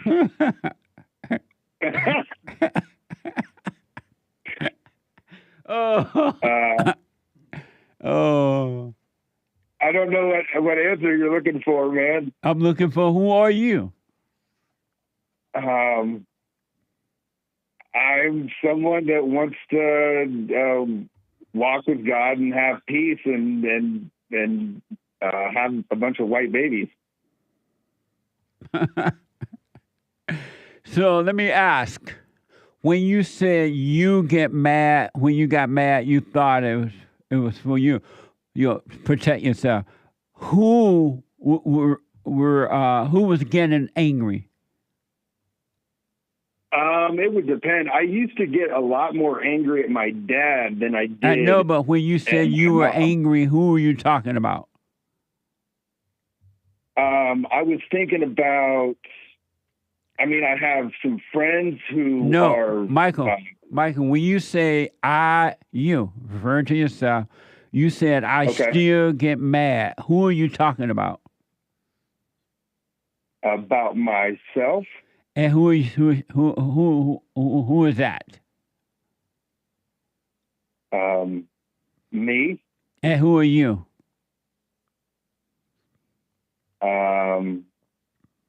Myself. But who is the self that's getting mad? At time, now that you're overcoming it, who is the self that get mad? the spirit of the woman or the mother, maybe. And so, why do you call that you? I'm not sure. I mean, that's been another big one because I've been doing the silent prayer every day, and it was a big realization when you're saying you're not your thoughts, you're not your emotions. Right. And so why do you call anger you when it's not you? You're not your emotions. You're not the thoughts. Why do you say, I am getting mad? I am this. Why you identify with evil and calling it you? Oh, you're right. I could maybe say I felt anger, but I shouldn't say I am angry. Right, because it's not you at all. I shouldn't identify with it. I think the words, the way you phrase things, I think it is very important. Yep. I think it matters. It does. Because you should stop calling. Something. You should stop calling your thought yours, or you. You should stop calling those feelings you, the good one and the bad one. You should stop calling your body you. You're not your thoughts. You're not your body. You're not your emotions. But you have identified with them, and that's what's keeping you away from your true identity. You're taking on a wrong identity, thoughts and emotions. You're right. So going forward, that could be a next thing to start being present and observant about. That's all you need to do. Go about your day, but be present. And never call thoughts or feelings or fear or jealousy or worry. Never call them you again. They're not you. And so that the spirit of the Father can take them away from you. That's the ego death that you got to die from. And when you stop calling it you, when you see it, but don't call it you will die from it. And then just keep doing the silent prayer and staying present and trusting God to guide me in the right direction. When you stay present, you are one with God. You don't even have to trust Him. You are one with Him. Don't even have to put any will into it. At all. You don't have to make yourself trust Him or anything. It would just be natural because you're one with the truth now. That's good. That's good. That helps because then you don't have to be thinking about it all the time and trying to use your mind to figure it out. I would highly recommend that you not think about it. Thinking about it keep you away from God. When you don't think about God, then you're one with God. I didn't used to. I don't know what it is, but the way you phrase things, I understand exactly what you're saying. And the reason you understand it because you open yourself up and invited the truth to come in, and now the truth has made a home in you. It is changing everything for you. He's with you, and all you need to do now is be present and stop calling the lie you. It is not you. Man, I appreciate it, Jesse. You made a big difference by just keeping your message out there. I shared it with a friend of mine too, and he's I think he's got to go forgive his mother as well. And it's going to be the hardest thing to do is to face your mama, but it'll be once you face mama, everything else will start to become easy for you. It wasn't. I didn't feel that much difficulty with it, just because. Nice. I guess I have a pretty good relationship with my mom. It was more difficult with my dad, actually. Right on. Well, just stay with it now. Stay present. There's nothing else you need to do about it but be aware. Don't call it you. Go to work, have your dinner, have your little fun, but don't call thoughts and pain. Don't call the lie the truth. Don't call it you. Don't identify with them. At all. Because they're not you. You're right. Yeah, I know. That's been one of the biggest. I don't know. It's completely changed the way everything, the way I perceive reality. Well, stay with it, man. You're on the way. And the reason, in closing here, the reason you can see where I'm coming from, it's the Spirit of God. The same truth that's showing me is now showing it to you. Because you couldn't know it just by me saying it. By saying it, you have to see it. And now you're in the light, you're able to see the truth. I like it, man. Like I said, I really appreciate you putting your message out there and pointing people in the right direction. You're welcome. Stay with it, stay with it, stay with it, all right? Oh, you can count it. I'll call in again, Jesse. All right, Take buddy. it easy. All right, Michael. Amazing. 888-775-3773. Let me go to Ron out of Texas. Ron, welcome to the show. You're on the air. Uncle Jesse. Hey, Ron. Hey, man, you caught me in the school zone, but I'm going to keep going. Caught you what? Look, in the school zone. You answered my call really quick. Oh, go ahead. I normally have to wait a couple hours. Here's what I got for you today. You want me to put you on hold? Ron, you want me to put you on hold so you can wait? No, sir, you're good. Oh, You're okay. good. Go ahead. I appreciate it. Okay. Hey, Uncle Jesse. Now, on the Kamalo Anthony case, why wouldn't you believe that it's self-defense on the behalf of Kamalo Anthony? Well, I neither believe it or doubt, but it's just weird that he took a knife. According to the report, he took a knife to a trap meet. Right. Normal people don't do that unless they have an agenda. Exactly. It's not self-defense, and I believe he should go to prison for a pretty good while. It's not self-defense. Now, the question I have for you, what did Trayvon Martin do to deserve for that Zimmerman guy to kill him? Who? What did Trayvon Martin do to deserve death? I don't know who that is. Trayvon Martin? Right. The kid who was killed by George Zimmerman? When was that? Oh, my. About 5 years ago, I believe, Jesse. You had shows about it. And why are you bringing that up in 2025? Because I want your opinion. I don't remember that, man. That's been 13 years ago. Okay, let Hank answer. But no, I don't remember that. No. That was 13. You know why you don't want to answer, Jesse? Why are you bringing up something from 13 years ago when no one can remember all the detail? Why are you bringing it up now? That's not true, because Trayvon Martin... No, tell me why are you... I'm telling you. Why are you bringing it up now? I'm bringing it up now because I remember the case. And these two cases are similar. Trayvon Martin did not do anything to deserve to die. It was a fist fight between a grown man and a little boy. Ron, what? Now, you know what I'm talking about, Jesse. And now, I threw a curveball at you for a reason. Stop screaming. And you can't give it what I'm saying. Okay, go ahead, Jesse. Stop Go screaming. ahead. I'm sorry, sir. Go ahead. Jesse, you're playing crazy now. I know what you're doing. Right. Go ahead, my brother. Go ahead. Why are you bringing something up that happened 13 years years ago, and why do you even remember it? Okay, this is what I'm answering your question. In law cases, you can go back many, many years to find a similar case to be able to judge the new case. Okay? Trayvon took a knife to a trap meet?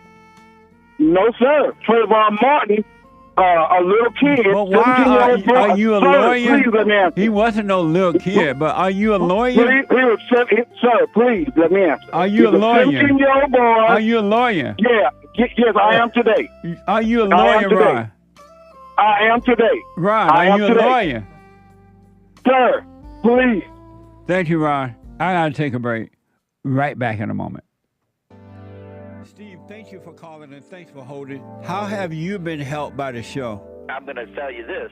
I believe you might go down in history as one of the greatest, if not the greatest, black man that ever lived on planet Earth, as far as I'm concerned. I don't know anybody before you that's been that great.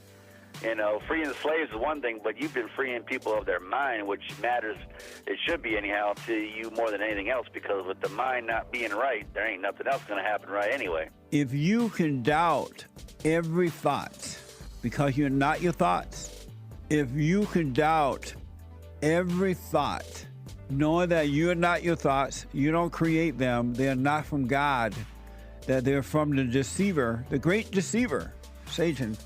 If you can doubt every thought, you can be free, just like that. At an instant. Bring every thought into captivity. It's so amazing.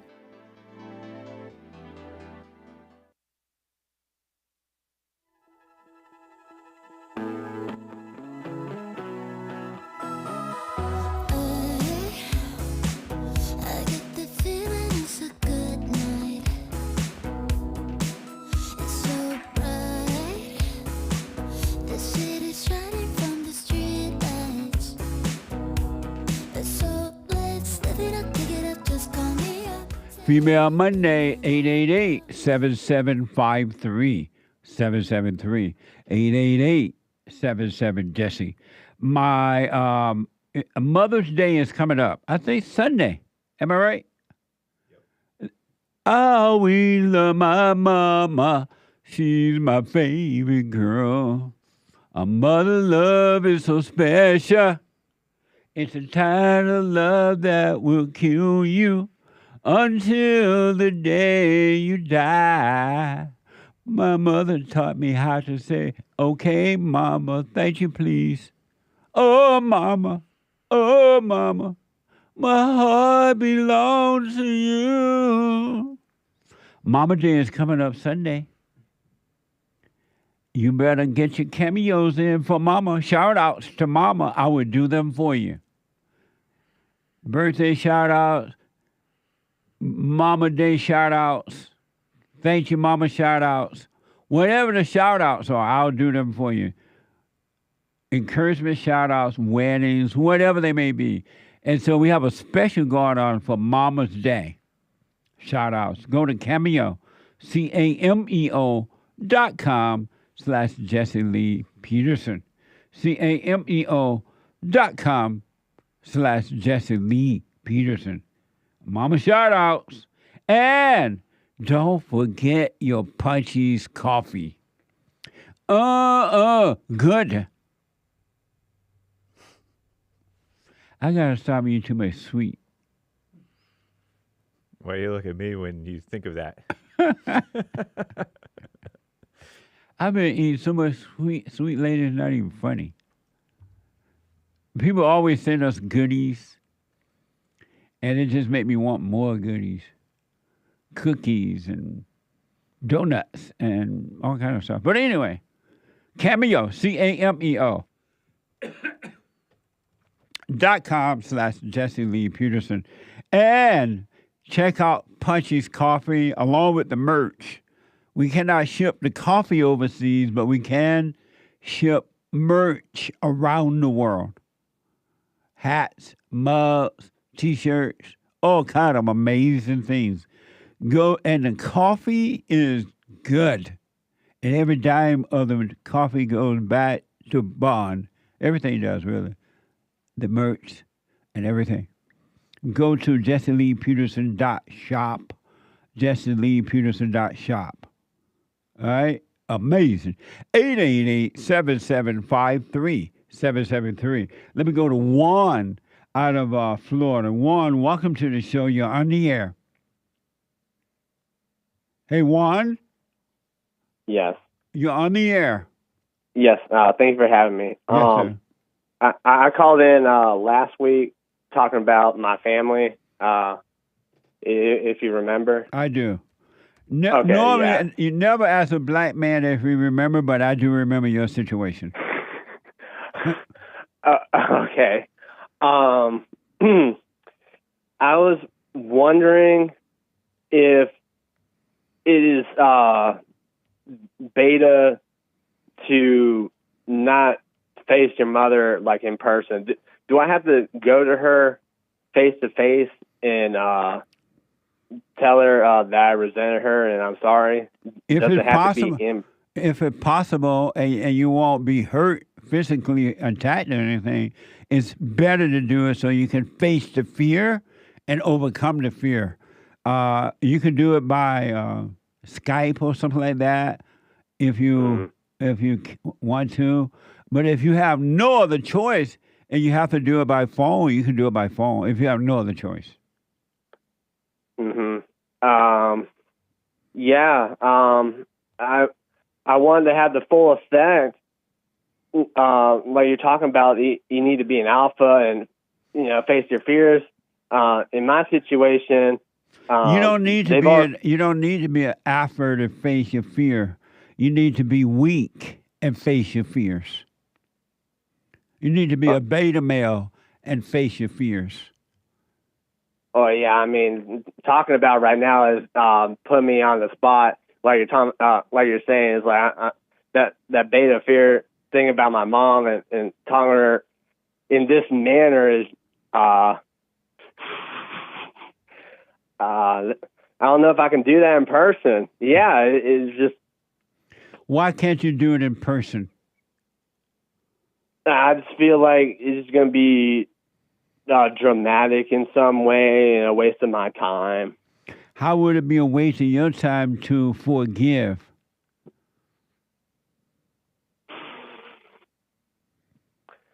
I'm really focused on my new life that I created for myself. I'm between jobs, and I'm putting my my newfound ego first. They're not good enough to go out of the way for. I can't travel all that way just to do this stuff, and just for them to. Why can't you FaceTime with her?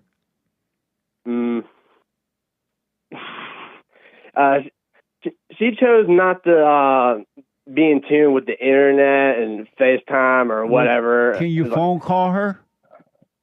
The last time I called her was like 5 years ago, and it was like an unhinged conversation. Like I was just. But can you phone call her this time and just say, "Hey, I'm sorry for resenting you. I realize now you can't help yourself, and I'm wrong for resenting you." Can't you do that and be done with it? I guess so. Yeah. If you don't think that's beta, I just heard you saying like, "Oh, you got to face your fears." Right. And that's what you do when you're weak.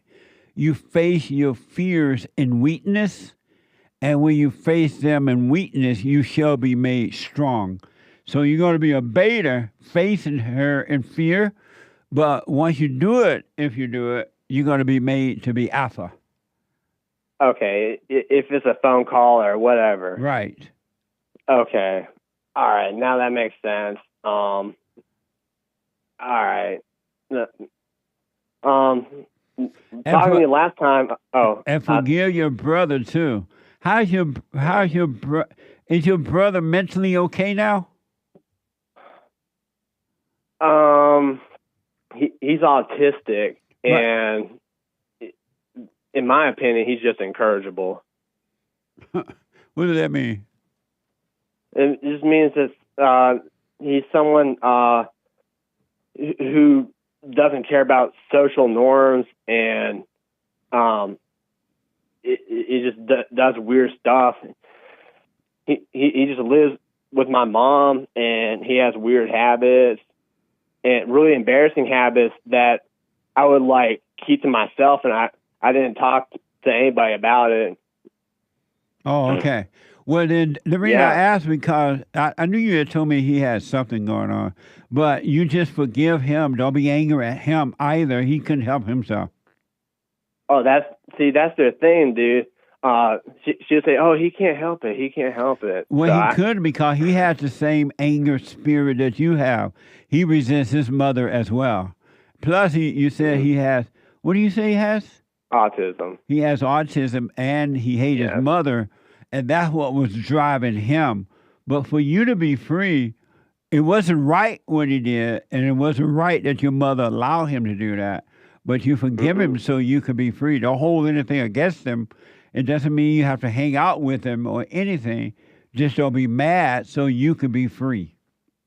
Okay, well, I talked to him on the phone. See, I actually kept in touch with him to keep tabs on the family because in their situation, I see him as the man of the house, even though, yeah, it's crazy. Like, he's the one that gets to be crazy. So he's the man of the house, and I would keep in touch with him. Yeah, that was the dynamic. That's how it is since he's the autistic one. He's the one we all fear. I kept in touch with him, and I told him I need to come back and forgive Mom, and he's like, oh, don't make me hate you too. I don't see what you have against her. Well, like, yes, I'm like, dude, you spent your whole life hitting us, breaking furniture, cussing, and now he tells me don't be a stranger. I'm like, dude, you made me a stranger. So listen, but forgive him though. He love what he hate now. That's what happened when you resent your mother. You have a false love for her too, but it's really hatred, and you call it love. Just forgive him and move on with your life. Yes, sir. Oh yeah, you called me out on having that false love for my mom. I said, oh, I love her more than life itself, and you're like, oh no, you don't. No, you hate her. You can't have love and hate. You're right. Not real love, that's for sure. Real love is no judgment. It doesn't mean you hang out with them or you call them and all that. You just don't hate them. That's what real love is. You're not angry. Mm-hmm. Let me ask, because of time, let me ask. Ask. You said, what is a social norm? Oh, you said something about social norm. In reference to my brother, he doesn't care about like social norms. Like, he'll just be like swearing in public when it's like inappropriate. He'll have people like calling my mother like, "Hey, why are you letting them cuss like that?"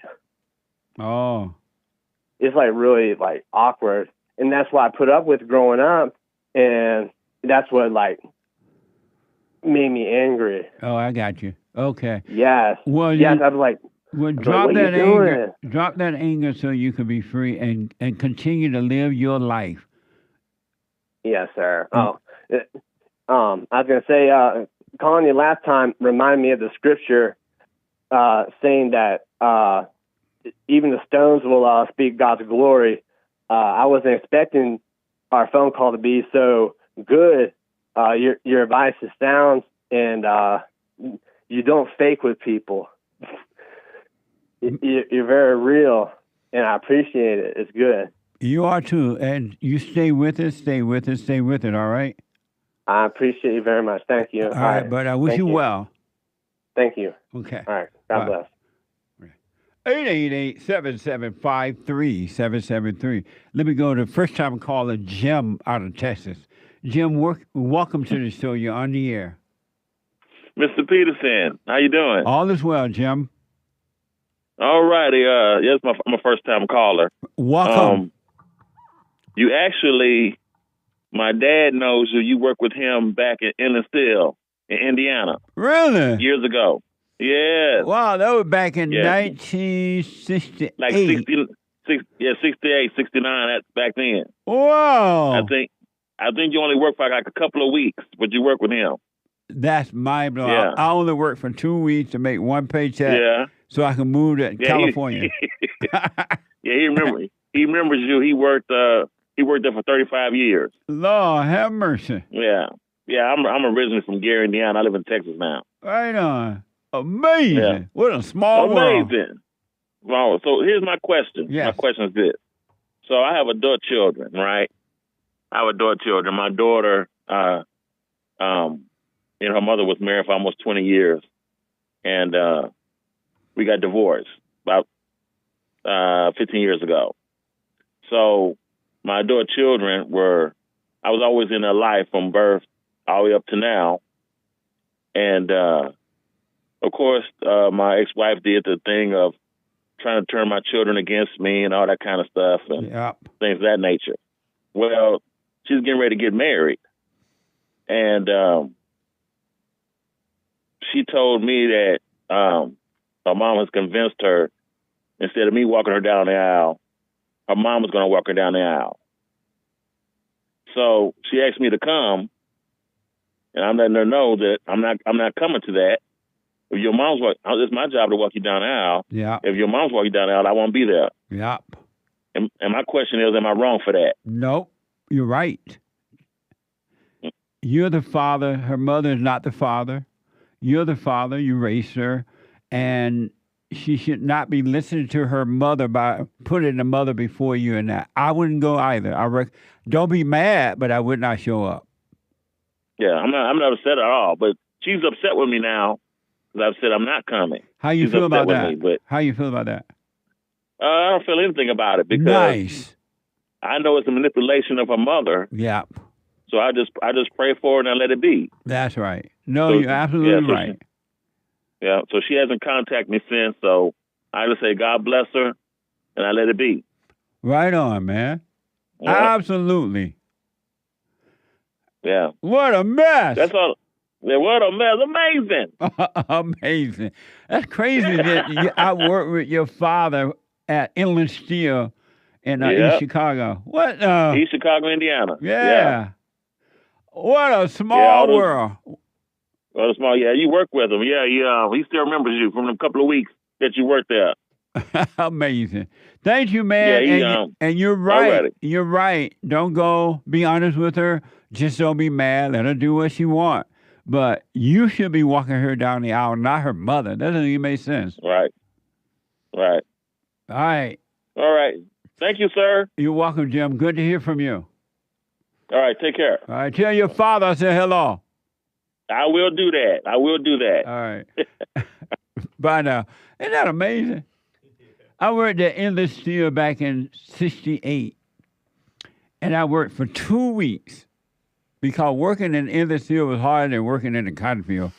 I'd rather be in the cotton field picking cotton.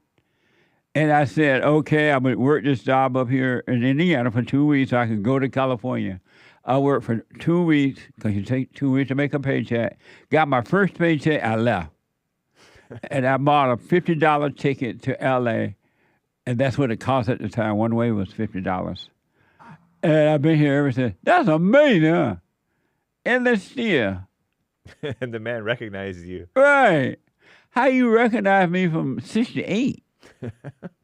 From 2 weeks of work. Just for 2 weeks. I must have been loud. I must have been loud or something. Probably. 2 weeks is not even long enough to be there for anybody to remember you at all. Was it mostly black coworkers or white or what? There were some whites, but mostly blacks. A lot of black men took care of their families from Inland Steel. This is like, I picture molten steel, a hot indoor, huge warehouse. Yeah. Like multiple levels, walking on the upper things and pouring that hot, red hot stuff. And the work was hard. It was labor. I don't know how those men stayed there for 30 and 40 years. But they did. My stepfather had 8 other children. My mother had a total of 9 with me. And he took care of everybody from Inland Steel. Just about working he didn't work at Inland Steel, he worked at another steel mill. Yeah. He took care of the family. And that's what Trump is doing now. He's bringing those jobs back. That's cool. When it was nothing to get a job. You just walk out your door. I told you I went to Inland Steel, just got the job. Did they know in advance you were only going to stay a couple weeks? No. I didn't tell them that. But the interview, well, I got the job the same day, and I started work the next day or so, and 2 weeks. That's awesome. Super chat. Super. Chris gave a super sticker. Thank you, Chris. Thank you, Chris. Over on the Fallen State. Amazing. CSS Element. The Fallen State is amazing. Amazing. Nice. Hake says, we'll read your super chats on JLP Monday. Shout emoji. Speak emoji. Shout out. Finally Thank coming you. through. Yeah. Sometimes I forget about the Fallen State super chats. Oh. You Cannot Z Me says, if he's got a throne, he's got a beard. About God, I guess. And God has a throne. Says you cannot see me. And God got a beard. Indeed. I know it looked like Jesus had a beard, the image of him. That's right. But I don't know about God. Mr. J says, shout out to the slub markers. Thank you, Mr. J. Heart, thanks, hands. Right on. Harmony. And grits. Gratata grits. United States of America. Donald the Truth Trump. Forever and always. Trump gave a speech down in Tuscaloosa, Alabama, I believe. Oh. At the graduation down there. If you have not heard that speech, you owe it to yourself to do. If you want to understand Donald Trump, listen to that encouraging speech he gave to that graduation class. And it shows you, if you're paying any attention to yourself, you're going to understand why Trump is winning and the whole world respects him. You'll understand it. Listen to that graduation talk he gave. Oh, amazing. Thank you. Nice. Thanks for the tip. Yeah. Over on The Fallen State, Aaron G asks, is God ever sorry? About what? Period. No. Ain't nothing to be sorry about. I might have asked that one. Anyway, You did? A couple weeks ago. Oh, it's a repeat. Although, no, this was, it could have been a couple weeks ago. Oh, okay. But no, what are you sorry about? As a matter of fact, the real you are not sorry about anything either. It's the fake you that thinks you're sorry. Amazing. Thank you. Children are a blessing of the Lord. Right on, guest guy, LOL, says Aaron G. Amazing. Thank you. Aaron G also, our blade. How are children are blessings of the Lord?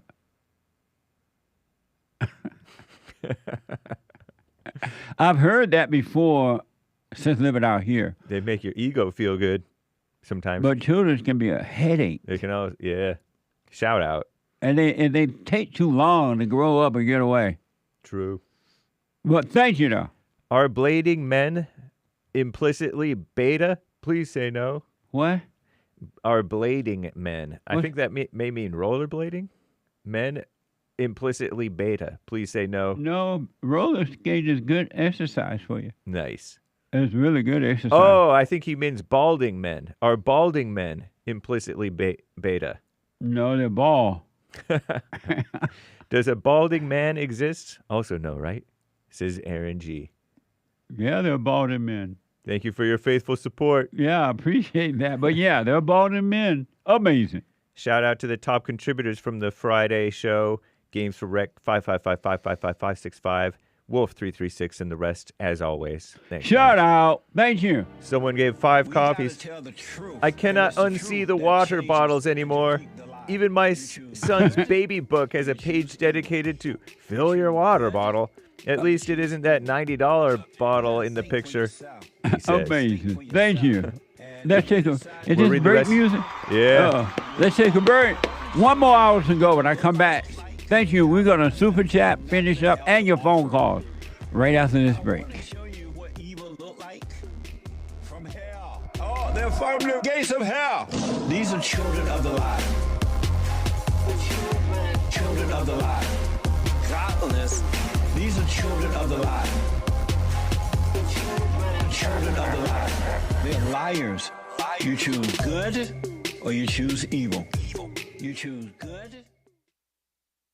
Check out Punchie's coffee. I have my own coffee now. Punchie coffee is good. Every bag is roasted to order. Freshest flavor. Top quality. Specialty grade beans. Good. Every dime goes back to Bar, my nonprofit. And we are rebuilding the family by rebuilding the man. So when you're drinking coffee and enjoying it, just know you're helping somebody. Amazing coffee. Punchie has his own coffee now. What the? And it's so good. All the way from the plantation to my own coffee. Who would have thought? Did that coffee come from the plantation? Did I pick my own coffee? Check it out. Go to rebuildingtheman.com, rebuildingtheman.com/stores, and get Punchie's coffee.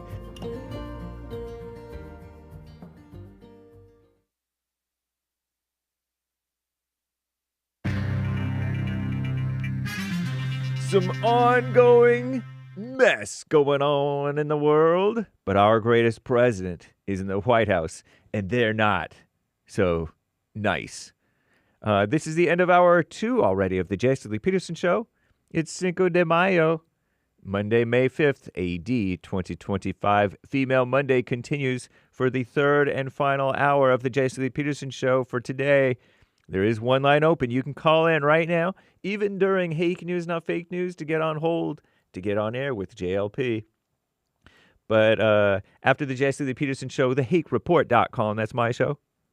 Monday through Friday, 9 to 11 a.m. Right after that, Joel Friday TV, all right? Guys, Joel Friday TV, and then American Anchor Baby. And after American Anchor Baby, we have Punchie TV with Pearl. The boys talking to Pearl, the young men, or the men. Not that young. But anyway, Call Me Nonsense Network, CNN reports on the Trump budget. The White House, the white on the inside White House, has unveiled its budget blueprint, highlights the president's priorities of pumping more money into defense and homeland security while cutting foreign and domestic programs. Good policies, good priorities. The skinny budget would increase defense spending by 13% to $1 trillion.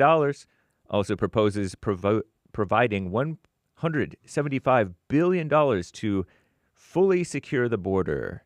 Nice. To afford this, Trump's budget recommendations making additional cuts to the National Park Service. Good idea. Climate science research, of course. Obviously, you need to cut that. Foreign economic and disaster assistance. Good policy. Make them take care of themselves. Leave them to take care of themselves. And UN peacekeepers. What a joke, huh? They don't keep peace. The evil UN.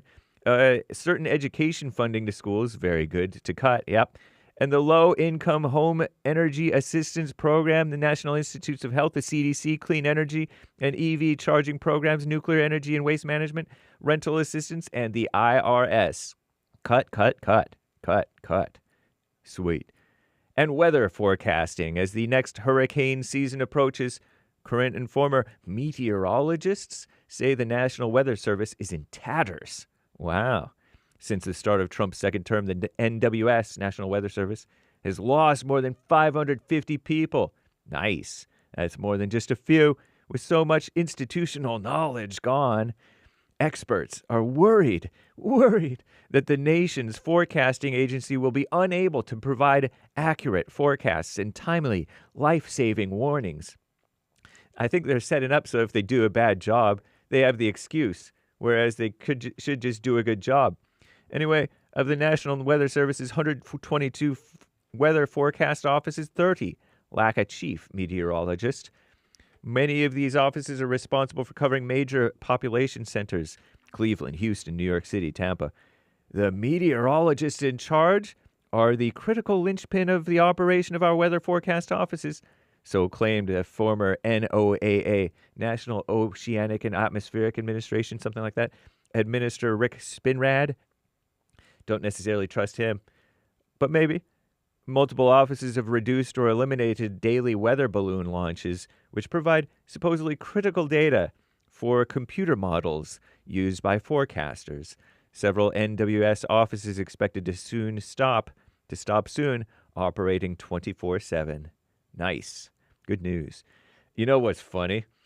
Former Vice President Mike Pence, whom I used to like. I still like him, but he's a mess.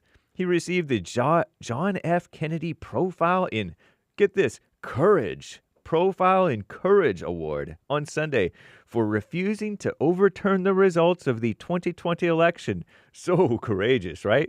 Went along with the whole establishment and international world.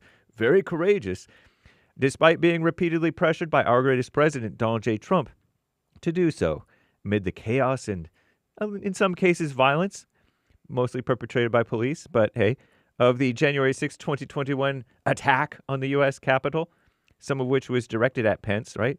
Hang Mike Pence for treason, whatever. Anyway, he called it a tragic day. I'm James Hake, now back to JLP, Hour 3.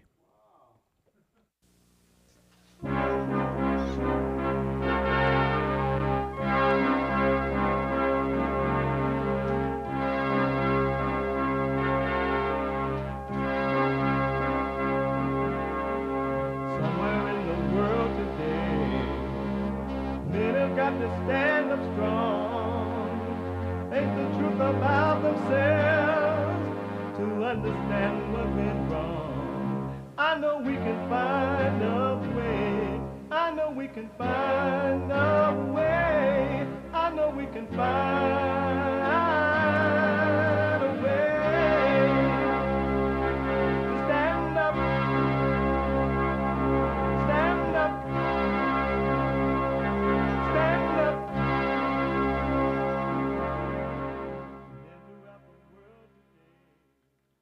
Uniting the races with truth instead of dividing them with lies. We're also rebuilding the family by rebuilding the man. I am Jasmine Peterson. Good morning.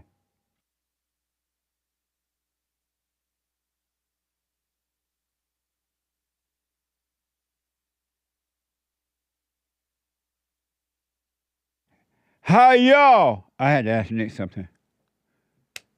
You can get involved by calling 888-7753-773, 888-77-JESSE. Brand new biblical question. It's a doozy.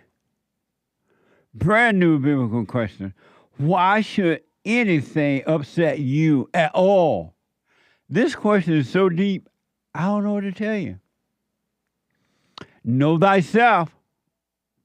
Know thyself.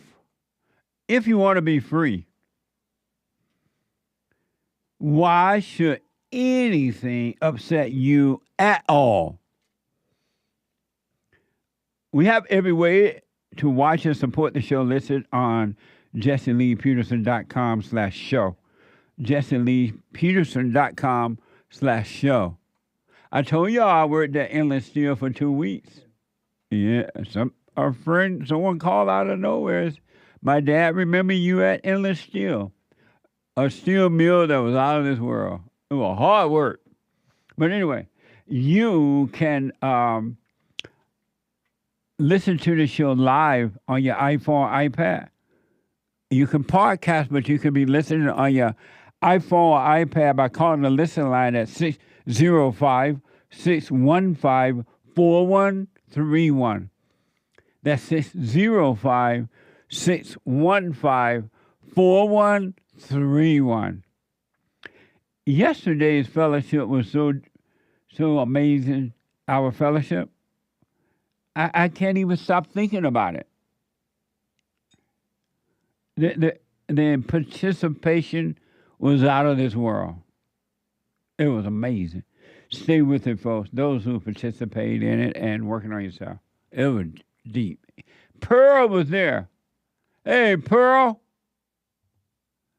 Amazing. But listen, so to donate and have your comments read out loud, go to Buy Me a Coffee. BuyMeACoffee.com/JLP Talk or Bond JLP Cash App. Bond JLP Cash App. It's Monday. Every Monday is Female Monday. Oh, baby, I had to fight.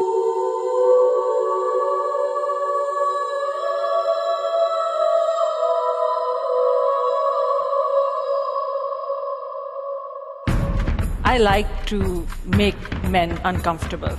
All my life I had to fight. Let women take over. Some of us believe that women are getting paid less than men. I proudly say I'm a feminist. Thank you. Oh. Deep in their soul, they want to be home with those babies. We've been lied to for so long. Social justice people, a lot of money has been made off social justice people. What a mess, and we are paying for it with our taxes. What a mess, huh? Did you know that at one time in America, less than 10% of black children were born out of wedlock? Did y'all hear about that? That's amazing, huh? And then, even so with white people, they were having more out of wedlock babies than blacks were at one time, but is a mess. Here's a graphic showing the percentage of unmarried adults in the U.S. by race, ethnicity between 1900 and 2020. Watch this. Here's the graph in question. Figure 3, percentage of unmarried adults in the U.S. by race and ethnicity. That's from the year 1900 to the year 2020. If you see here on the graph, you see 4 lines of different colors. The blue line represents non-Hispanic whites. The orange line represents non-Hispanic blacks. The brown line represents Hispanic, and the gray line represents non-Hispanic others. You see, in the year 1900, the blacks and whites have a similar rate of a percentage of unmarried adults. 40% of blacks were unmarried, with 39% compared with the whites. They pretty much are in lockstep with each other, and at one point even, the black unmarried percentage goes lower than the whites, just for a moment there. And it looks like around 1950, 60, the orange line decouples and just starts going up and up, and the percentage of unmarried adults just continues to rise. Amazing. What a mess. God in Christ, Christ in man, man over woman, woman over children, it's gone. And it's a mess. I want to show you an example of social justice creating people. These people's lives are built on creating social justice people, because social justice brings a lot of money. And the people who create the social justice people, they are making buku money off of you. They have you out mad and complaining and take a little welfare here and a little welfare there, but the real money goes to them and not you. Our taxes go to them and not you. We pay for the programs. What a mess, huh? You could be free, but it's up to you. I want to show you one of the worst human beings in America today. Really. And y'all voted for her. You voted for her because you love being social justice people. You love other people thinking for you, giving you free stuff, blaming others, and blah, blah, blah. During a commencement speech in Tuscaloosa, that sounds like Mississippi. Tuscaloosa College on yesterday, Jasmine Crooked stated, instead of calling us the N-word, they call us the DEI higher. You are. Even though most blacks are even more qualified. Watch this from X. And instead of publicly calling us the N-word, they use racist epithets and suggest that we're ghetto or unqualified or diversity hires. Even though we're all more, oftentimes than not, more educated and qualified than they are. I have news for you. These attacks are not new because Jim Crow never died. He just lied in wait. Amazing, huh? So she upset, pretending to be a DEI person and telling the blacks that crap.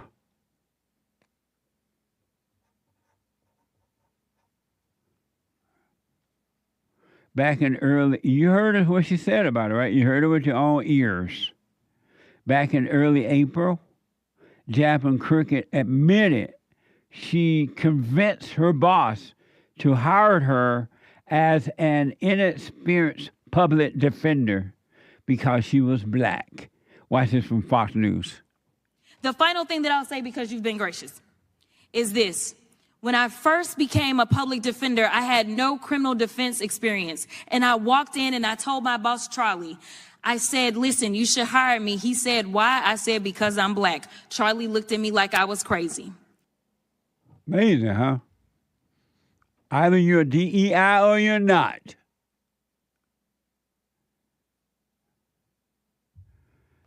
Is you or ain't you? What a mess. And one last one. Remember that plane crash that happened a while back over there in D.C.? And we've been wondering who was flying the plane. Was it a woman? Was it a woman or not?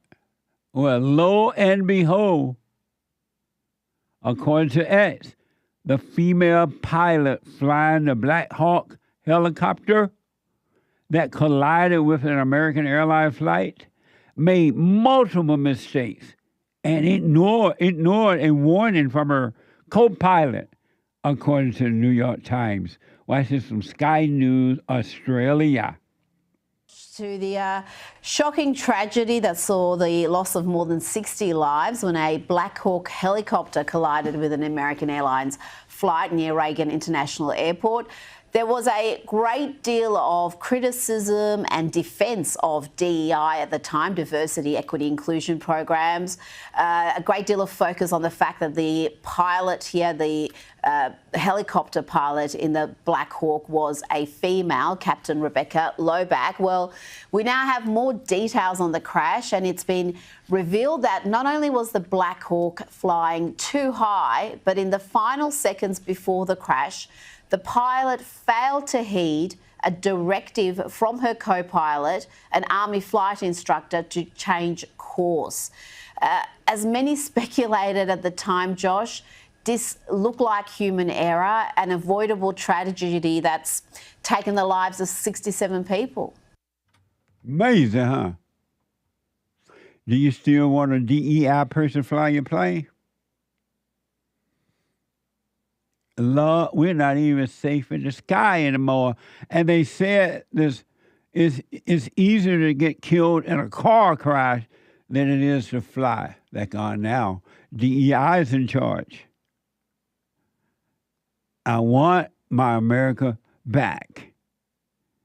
It's not coming back, but I want it back. 888-7753-773. Let me go to Aaron out of Maryland. I asked Aaron to call back because I gave Aaron an assignment. Aaron, welcome back. Thank you. And what was the assignment? To not think about myself or mention myself for the past 3 days. And did you do it? I would have to say no. You did not forget about yourself? I tried to, but then it would come up. So I guess that's a failure, right? If I did not, I mean, I'm just trying to ask you if thoughts of myself came to me for a moment, and then, if I mentioned myself or I talked about myself, then that means I didn't, right? But I did try. Well, if you, let's say thoughts came up about self, but you let it pass, you didn't hold on to it. But if thoughts came up... I let it pass the whole time. I just ignored it. Oh, good. Well, if thoughts came up and then you talk about yourself, that's a different story. So you didn't mention yourself. You just noticed that you were going in and out of the thoughts about self, right? Yes. Yeah. That's amazing. What was that like for you doing that? Well, every time there was something uncomfortable or something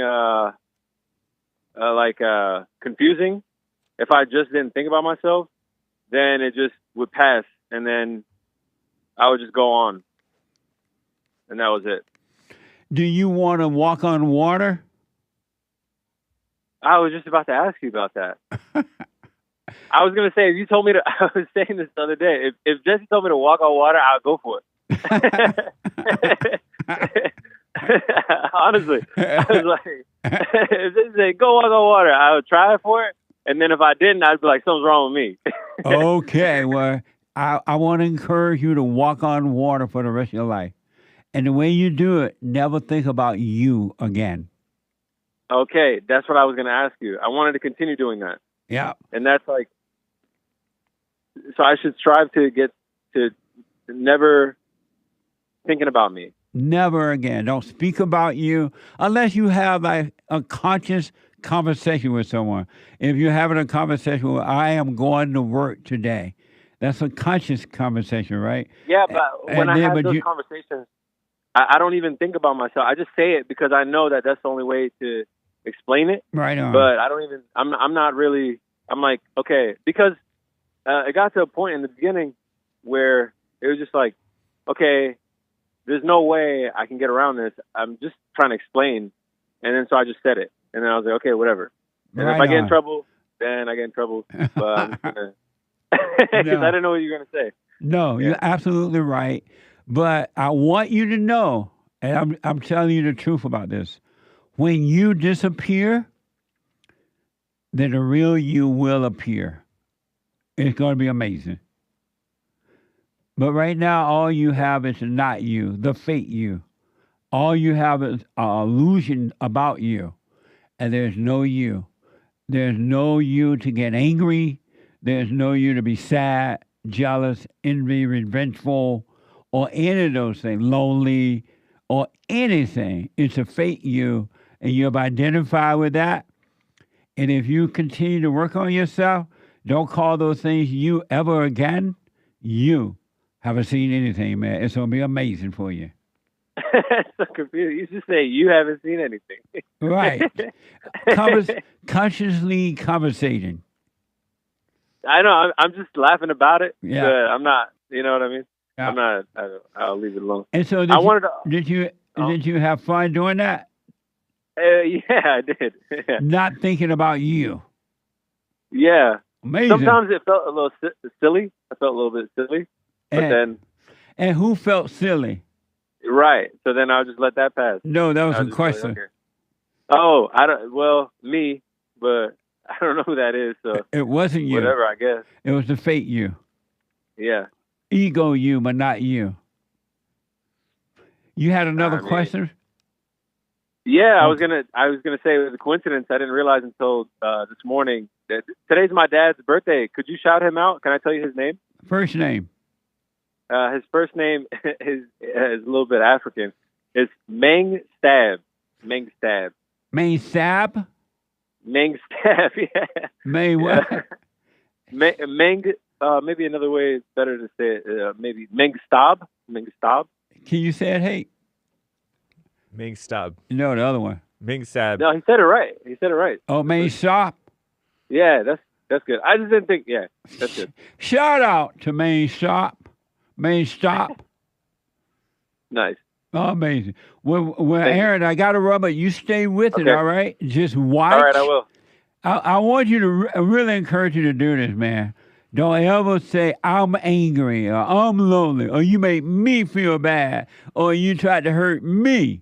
Stop identifying with those things. You're going to walk on water. All right. Let me know how it goes. All right, thanks. All right, buddy. Amazing. 888-7753-773. Let me go to William out of California. William, welcome to the show. You're on the air. Yeah, how you doing, Jesse? All is well, William. Good. I called to report and see if we could talk about the father that ran over the police officer out there in Ohio. He killed him, struck him, and killed him in retaliation for killing his son. I have that story. Nick, play that from NBC News. Official says a man in Ohio was charged with hitting and killing a sheriff deputy. Let me read it over. Official says a man in Ohio who was charged with hitting and killing a sheriff deputy is the father of an 18-year-old who was shot and killed by the police the day before. Watch this from NBC News. At these East Price Hill condos Thursday morning, Cincinnati officers tracked down a stolen vehicle. As you know, we had a critical incident yesterday. 4 people get out and start running. In body cam footage released today, in just 6 seconds, police say 18-year-old Ryan Hinton aims his gun at officers. He's got a gun! Police shoot and kill him. Today on MLK Drive, a deputy is working traffic control for UC graduation when a driver crashes into him. There is a connection between these two incidents. The driver of today's vehicle that struck a deputy has a family relationship with the 18-year-old that we shot yesterday. Chief, is the person who hit the deputy the father of the person who was shot yesterday? Yes.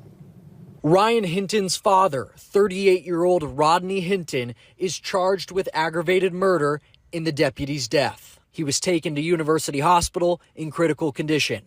Hours later, the Hamilton County Sheriff's deputy dies. The CPD homicide unit investigating both the death of the deputy killed today and the death of the 18-year-old shot by police. I can assure you, as the chief of police for Cincinnati, I will ensure you transparency and a thorough and accurate investigation. What a mess. And William, you're responding to that. Hey, man, what's going on with the blacks, man? What's wrong going on? What's wrong with the blacks? Man, just, you know, you were showing the other day blacks in the 1930s, and like you said earlier, they've been trying this civil rights thing for so long, and don't nobody get paid but the Maxine Waters and the Jasmine Crockett, and you know that's why they crying about Elon Musk, because he's finding that money very frequently and very accurately, and they're just mad that this money is not going to these programs any longer. But how about the father retaliating for his future engineer son? Who, you know, I think there was gunplay. I think there were shots fired.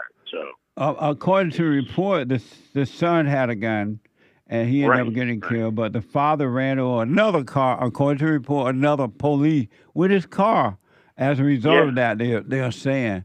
But I wonder if it's the same one that shot his son. No, it sounded like it was a different cop. Okay. And it sounded like they were at a different It's incident. bad enough, Jesse. Right. It's bad enough. What a mess. It's bad enough. They got the death penalty out there, too, in Ohio. So it doesn't look good for him. And somebody, I think one of your callers was calling talking about Trayvon Martin. I don't know why he was coming up, because Trayvon is where he's supposed to be. And Donald Trump, what did your opinion, Jesse, about possibly opening up Alcatraz? It is not out of his reach, because Alcatraz is, that's right there in the Bay, San Francisco. It is federal land. So it's not outside reach, because they just closed it for operation costs. Yeah. And, of course, they got different building materials now. So, they could possibly, he was talking about using it as a process center for illegals. I wouldn't be surprised at anything that Great White Hope is doing to make America great again. He's doing some amazing stuff. If it's good, man. he can do it. He can do it. If it's good. And he will do it, too, if it can be done. Mm-hmm. Correct. What a mess. And you asked the other day if blacks could make it in this country if they just gave the country to them. I have to say no, they wouldn't make it. Yeah. They were turned into a ghetto overnight. Well, they did it over in Liberia. Yeah. In the 1700s, they sent the slaves back over there, and they had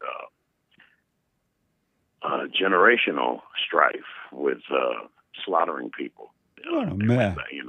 Slaves that went back to Liberia and Africa. They colonized that country for the freed slaves, and you see what they did to it. They did to it the same thing they do to the cities out here in America. Yeah. What's wrong with the blacks? Thank you, William. I absolutely appreciate it. Amazing. Thank you. It's amazing that this guy been accused of just killing any cop. The blacks are angry. I'm telling you, Black America, you need to drop your anger so you can see what's going on, so you can be free. You got to drop the anger. You got to forgive your mothers and your fathers and your grandmother. And a lot of times, got a lot of black grandmothers raising children. And then you shall be free. Super chat. Super. Someone bought 5 coffees. I cannot. Oh, no, I already said that one. Thank you, someone. about the water bottles. Oh, yeah. Deplorable Dave from Rosamond, California, Jesse and crew.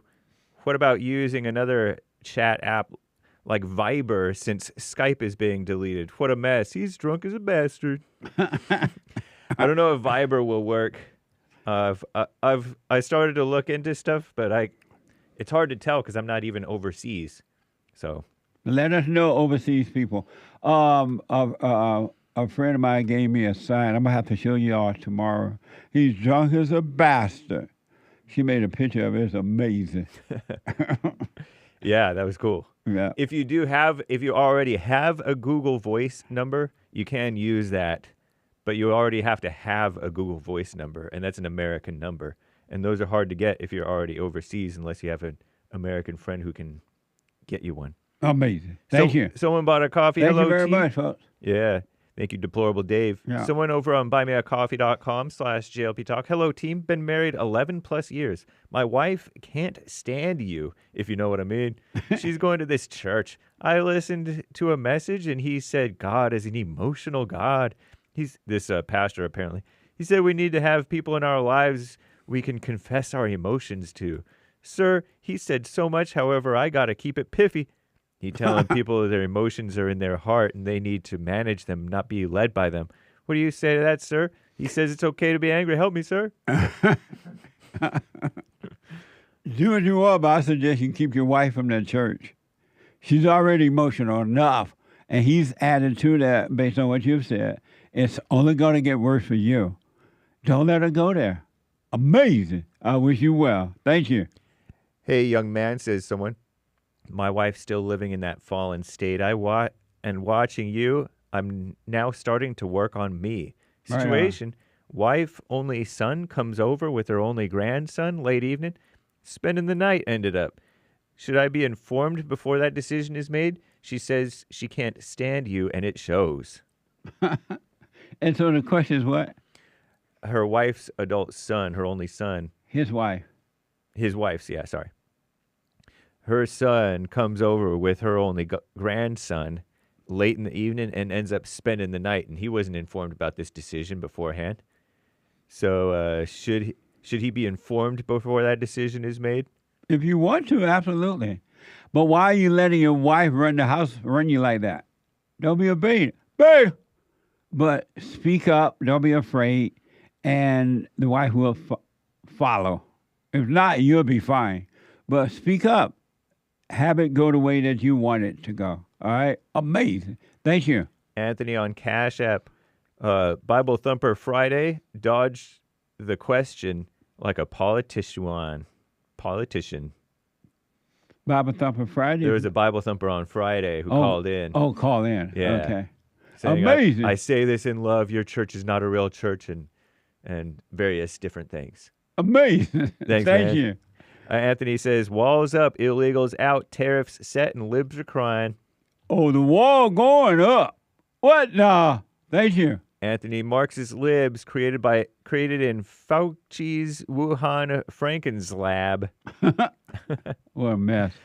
Thank you. If you guys did not, ladies, you did not hear Sunday Fellowship yesterday, it was one of a kind.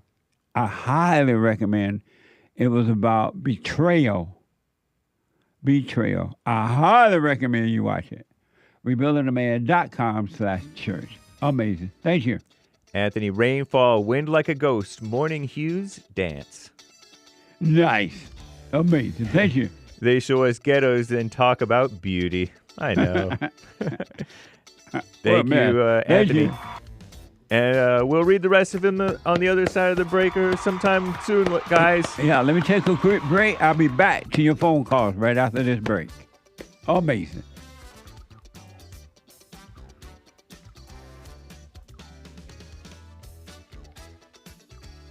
Treasure chest is now open on D-Live.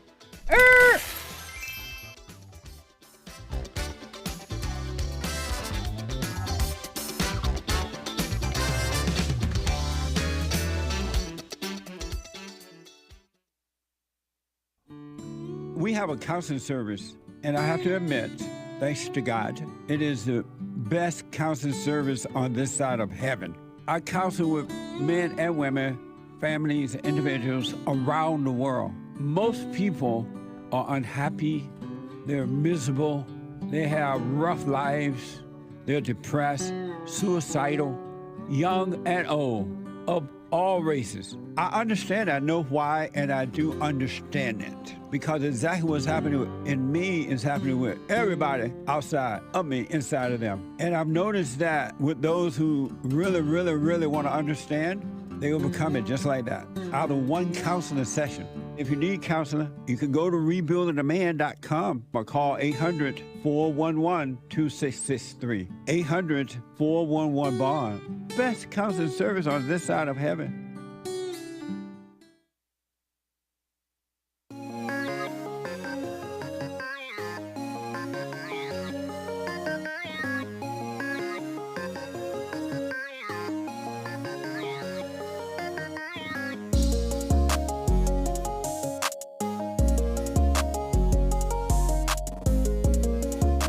Okay, quick rundown.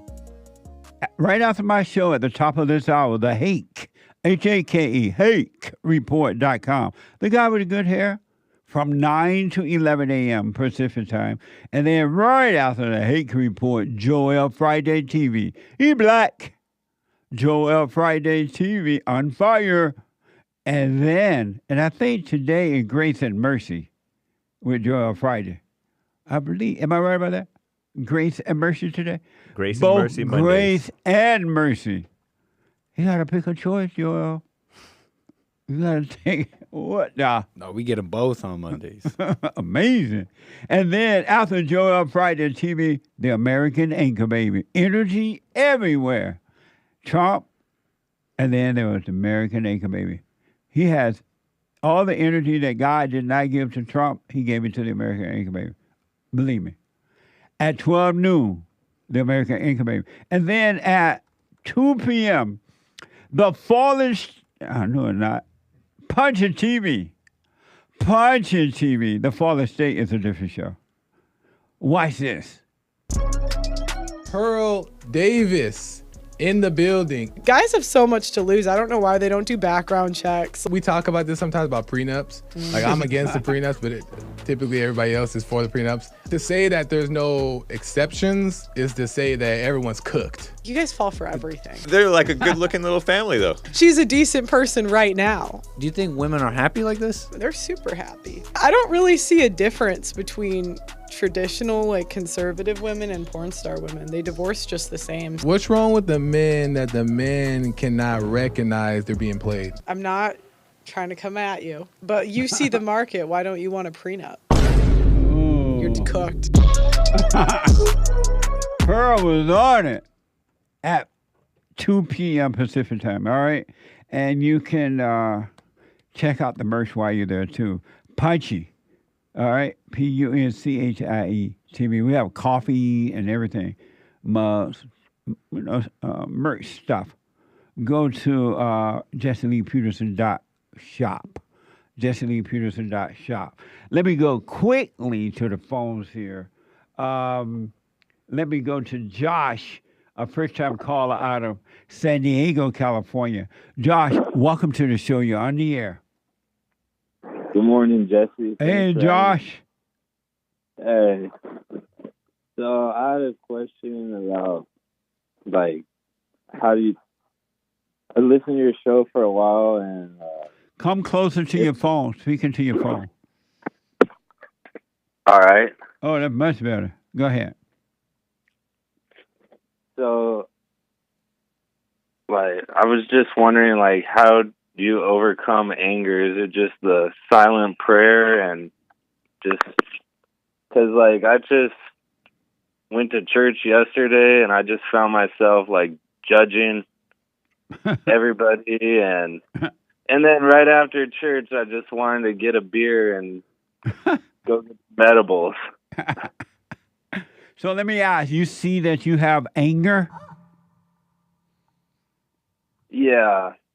And you know that it's wrong to have anger? Yeah, it seems wrong. Then go and forgive your mother because she has recreated you in her image.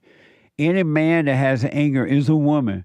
He has the mindset and the emotion of his mother. He's become like what he hates.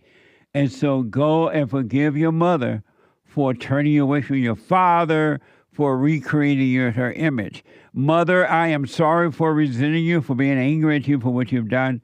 And if she says she's sorry, that's nice. If she doesn't, that's nice. If she blames your father, that's nice. If she doesn't, if she try to blame you, you forgive her and God will forgive you.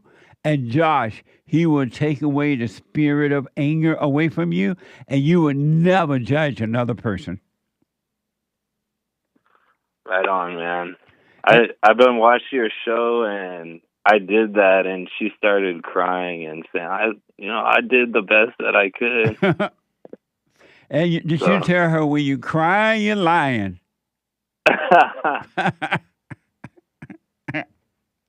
When she's crying, she's lying. And have you forgiven your father?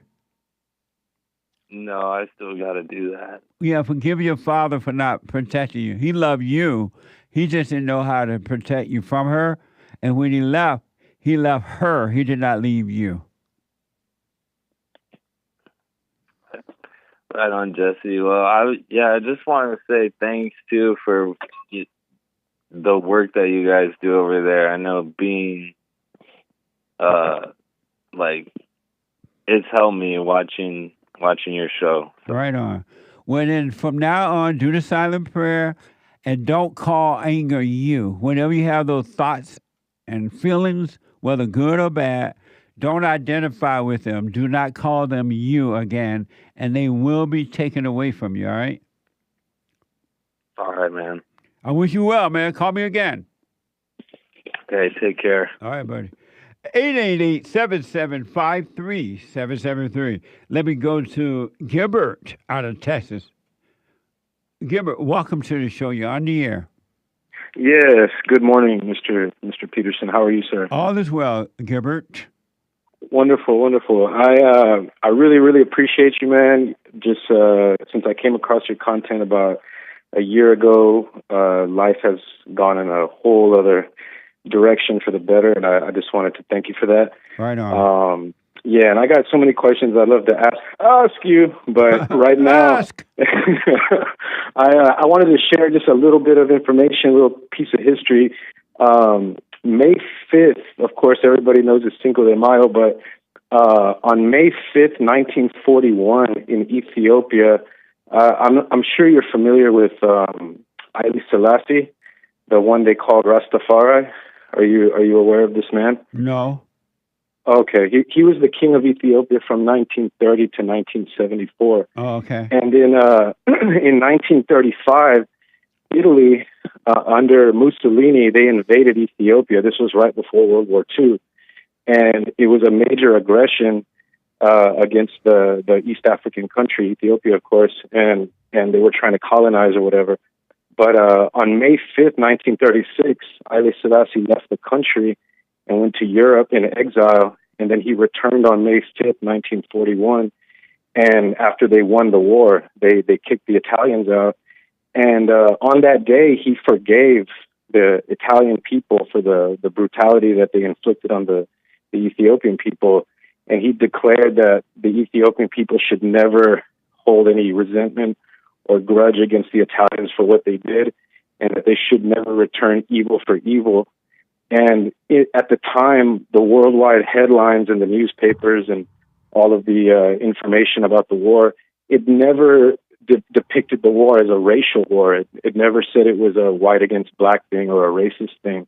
It was only, they just said it was like a David against Goliath type of war. I know. And but that amazing. day, and May 5th was declared Ethiopian Liberation Day, and he told the people to forgive. It's written in the history. There's even a speech about it. And he said that you become just like your enemy if you do the same thing to them. Yeah. And since that time, Ethiopia has become what they call now the Switzerland of Africa.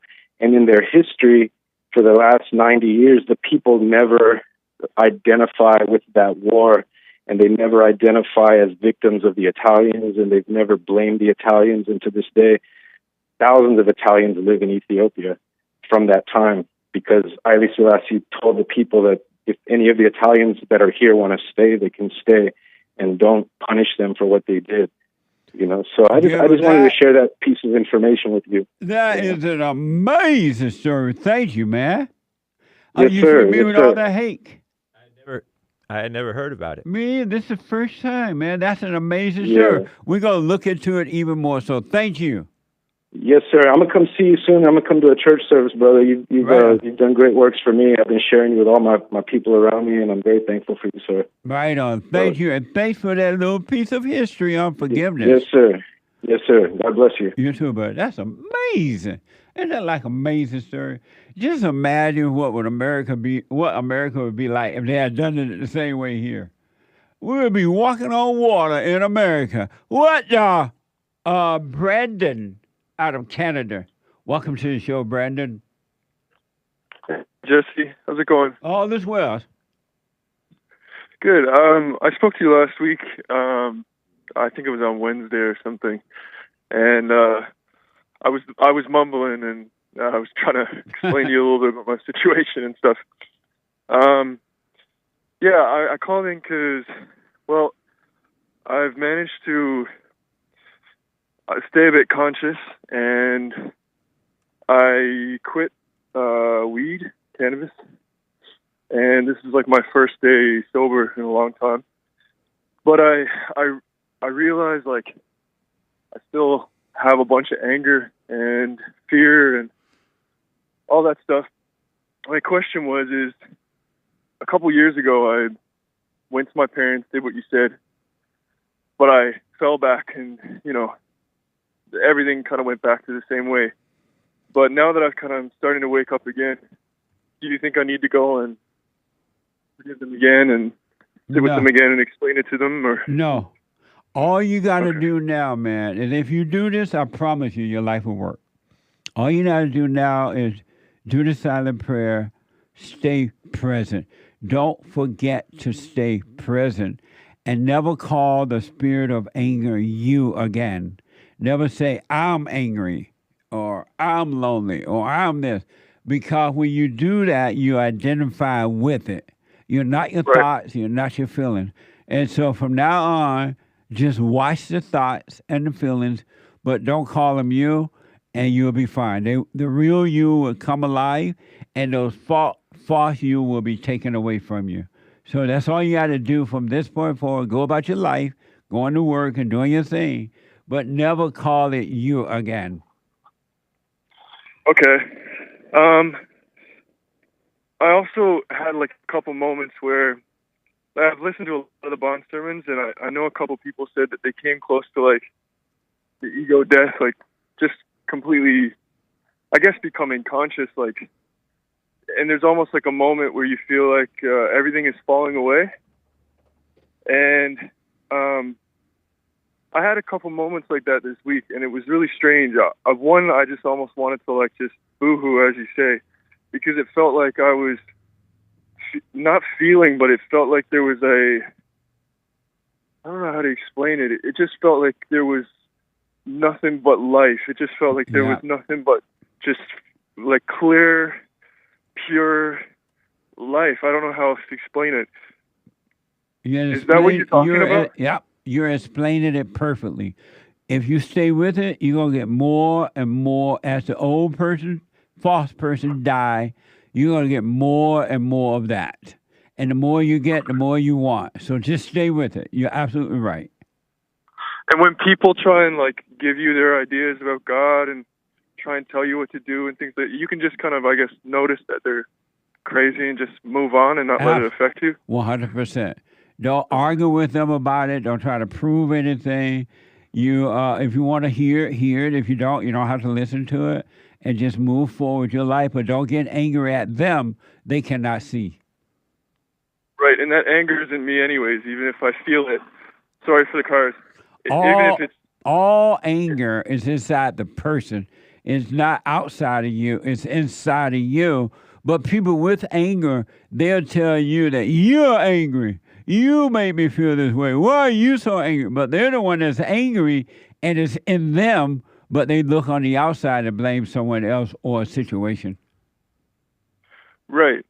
I said that to my parents once, and they kind of tried to switch it around and say, like, well, like, you got to be practical with, like, because I said, well, that's not really practical, and, like, they just kind of switched it around and tried to say, like, that I was, I don't know. I guess it's just like you say, you kind of have to just let people be in their hell and just focus on your own life, right? You totally have to leave everyone, your family members, your parents, your children, your whatever, your friends, everybody in their own hell, and you focus on you. You cannot help another person.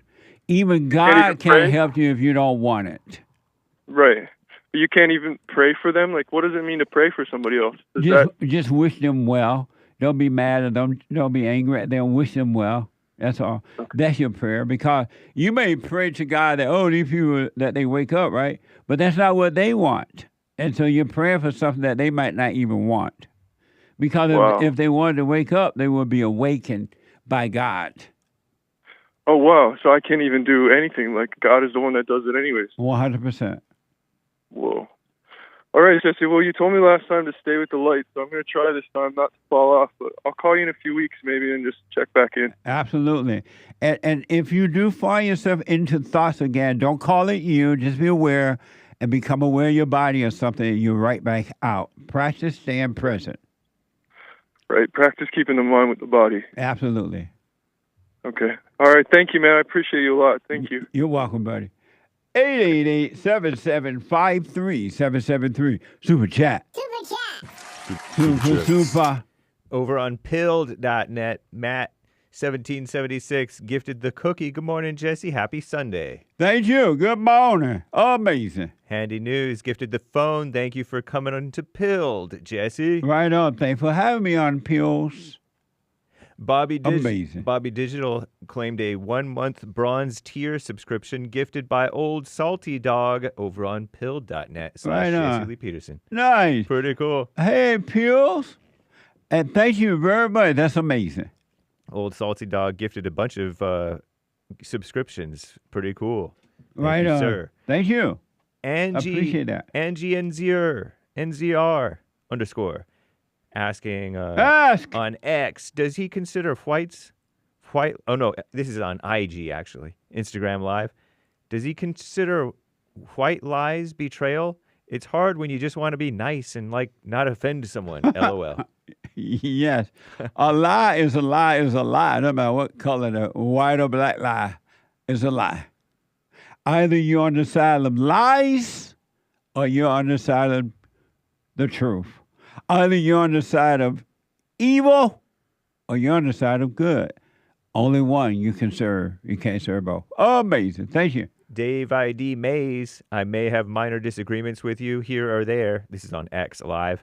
But that anger thing you talk about, I really have come to believe. I can tell you believe this deep down just from watching your words and actions.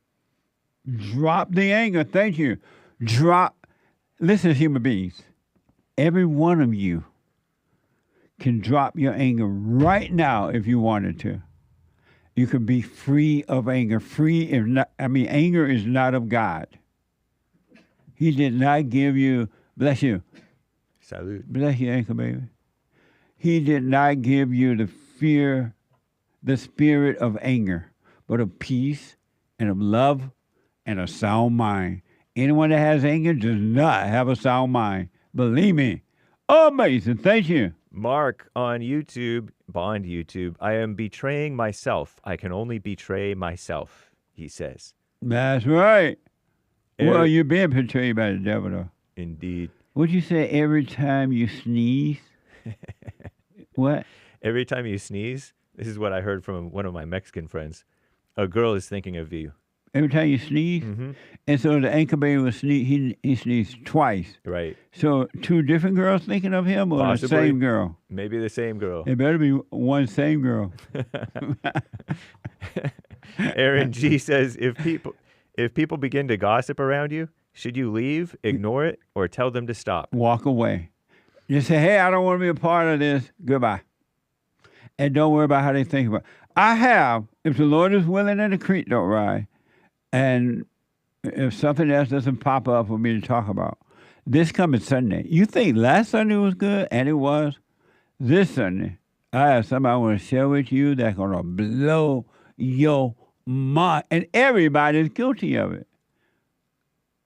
Maybe exceptions to the rule, but you don't want to miss this coming Sunday at Fellowship. RebuildingTheMan.com/church. Quentin, are all men born leaders? No. You're born beta.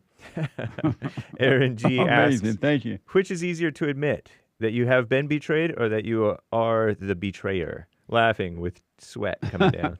We talked about Betrayal this past Sunday. You got to watch it.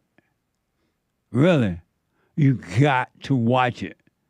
Even if you don't agree with it, I recommend you watch last Sunday Fellowship. It was mind-blowing.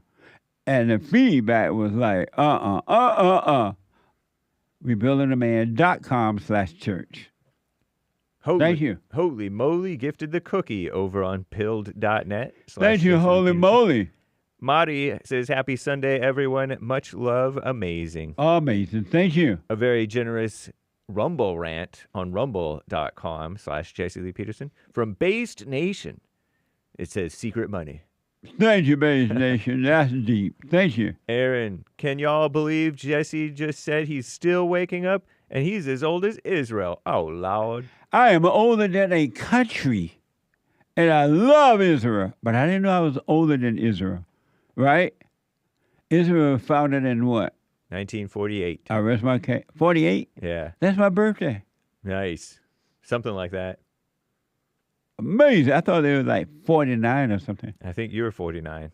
No, I'm 48. Oh, you are? Yeah. How can I say thanks to you? I don't think that's true. What? That I born in 48? Wikipedia says otherwise. How can I say thanks to you? Maybe you were conceived in 48, born in 49. Let me see. Oh, yeah, I was born in 49. So Israel's 1 year older than you. Wow. Plus or minus. Oh, yeah, my cousin was born in 48. One of my Nice. close cousins. Junior. Hey, Junior. Wow, I didn't know that. Yeah. Orlando. But not that cousin, John Junior. Oh, different Junior. I got That a makes whole sense. bunch of juniors in my family. Yeah, because that junior seems young. I got Levi Jr., John Jr., Alex Jr., Cullen Jr., and so on and so on. That's right. A whole bunch of juniors in my family. Everybody named Junior. Except baby Jessica's daddy. Thank you. Orlando gave several super chats over on Bond YouTube during church. Thank you kindly. Thank you. C. Bill says, amazing. Heart eyes. Super chat. Amazing. Old Salty Dog gifted the can. Thank you, sir. Thank you.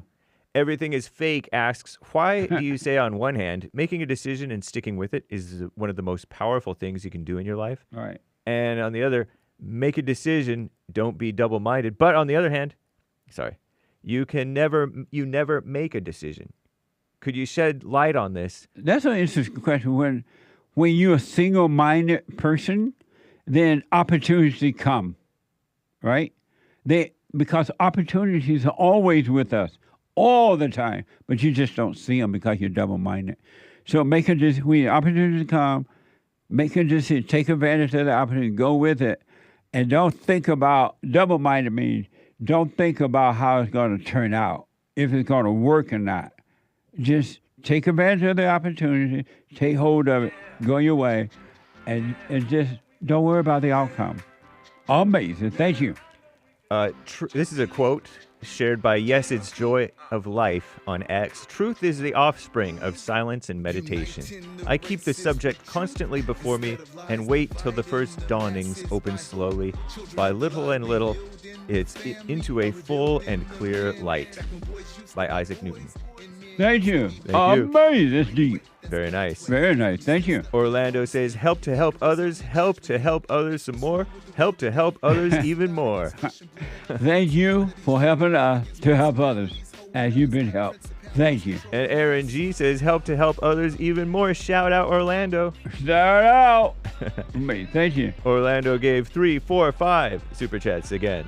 That's amazing. Thank you, Orlando. Classical Chick says, good morning. Thank you for your ministry. I've shared your silent meditation, Jesse Lee Peterson. Welcome to the foxhole over on pilled.net. I love Pill. Thank you. Mikey Baseball, great sermon yesterday. Yesterday was a home run. I don't know where they came from, but it came. God was with us. Thank you. That's a fact. Ms. Information gifted the can. Welcome to Pilled. Hearts. Thank you. Amazing. Neon Penguin the Fourth, we need you to tour here in Australia, Jesse. I'm coming. Watch out, Australia. I'll be there. Come hell or high water. Amazing. VT Mert 42, great show over on YouTube. Thank you, and thanks for your support. Edward, just want to say keep up the good work, brother. You've been an amazing example. You've always used your platform for good. Thank you, and thank you for helping making that possible. He made it possible. Thank you. Depressed Toilet, 3 coffees. Jesse, give, send, go. Remove the N-word tower. What the? They left all that white hate up until the ladies' fundraiser passed that Black Thugs. Tired of the hypocrisy. Wish I could flush all these hypocrites away. Yeah, what a mess, huh? But this is hell on earth. Hell is right here on earth. Inside of human beings. Amazing. Thank you. 3 coffees from Eric. Domesticating the modern woman is like domesticating a feral cat. Destroys everything you own when left alone. Instinctually wants to fight and calms down if you feed it. No. Thank you. I got to stop there. We'll read the rest later, guys. Time. Thank you all. A first-time caller out of Kentucky, Cecil. Ryan out of Long Beach. The callers that are coming in. And the rest of the call, I'm out of time. The Hake Report, the Enjoy Our Friday TV, then the American Anchor Baby, and a brand new episode of Punchie TV, Punchie.tv, Punchie at 2 p.m. You don't want to miss that one. You don't want to miss any of the shows, really, but especially Punchie today. Thank you all for your super chat, your donation. We'll finish up on the super chat tomorrow, if the Lord is willing and the creek don't ride. And to the callers, I am out of time. Country and Western Tuesday. Get on the straight and narrow and stay there. No matter what, just stay there. You won't be disappointed. Take care. Bye.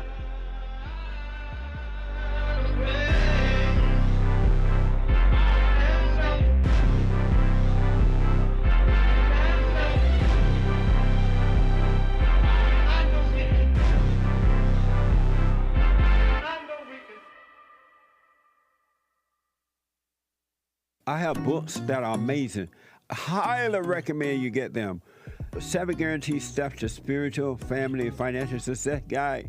Even if you're not starting a business, but you have a job, or you're on welfare, it can help you if you do. Be doers of the word, all right? From rage to responsibility. From rage. That's what I write about in the first chapter, especially how I overcame. Scam. How the black leadership exploits black Americans. They are using them, and blacks are too willing to be used. And then my last book, The Antidote, Healing America from the Poison of Hate, Blame, and Victimhood. They are all amazing books, and they are helpful. Go to rebuildingtheman.com if you want an autographed copy, or call 800-411-2663. We have a counseling service, and I have to admit, thanks to God, it is the best counseling service on this side of heaven. I counsel with men and women, families, individuals around the world. Most people are unhappy, they're miserable, they have rough lives, they're depressed, suicidal, young and old, of all races. I understand, I know why, and I do understand it. Because exactly what's happening in me is happening with everybody outside of me, inside of them. And I've noticed that with those who really, really, really want to understand, they overcome it just like that, out of one counseling session. If you need counseling, you can go to rebuildingtheman.com or call 800-411-2663. 800-411-BOND. Best counseling service on this side of heaven.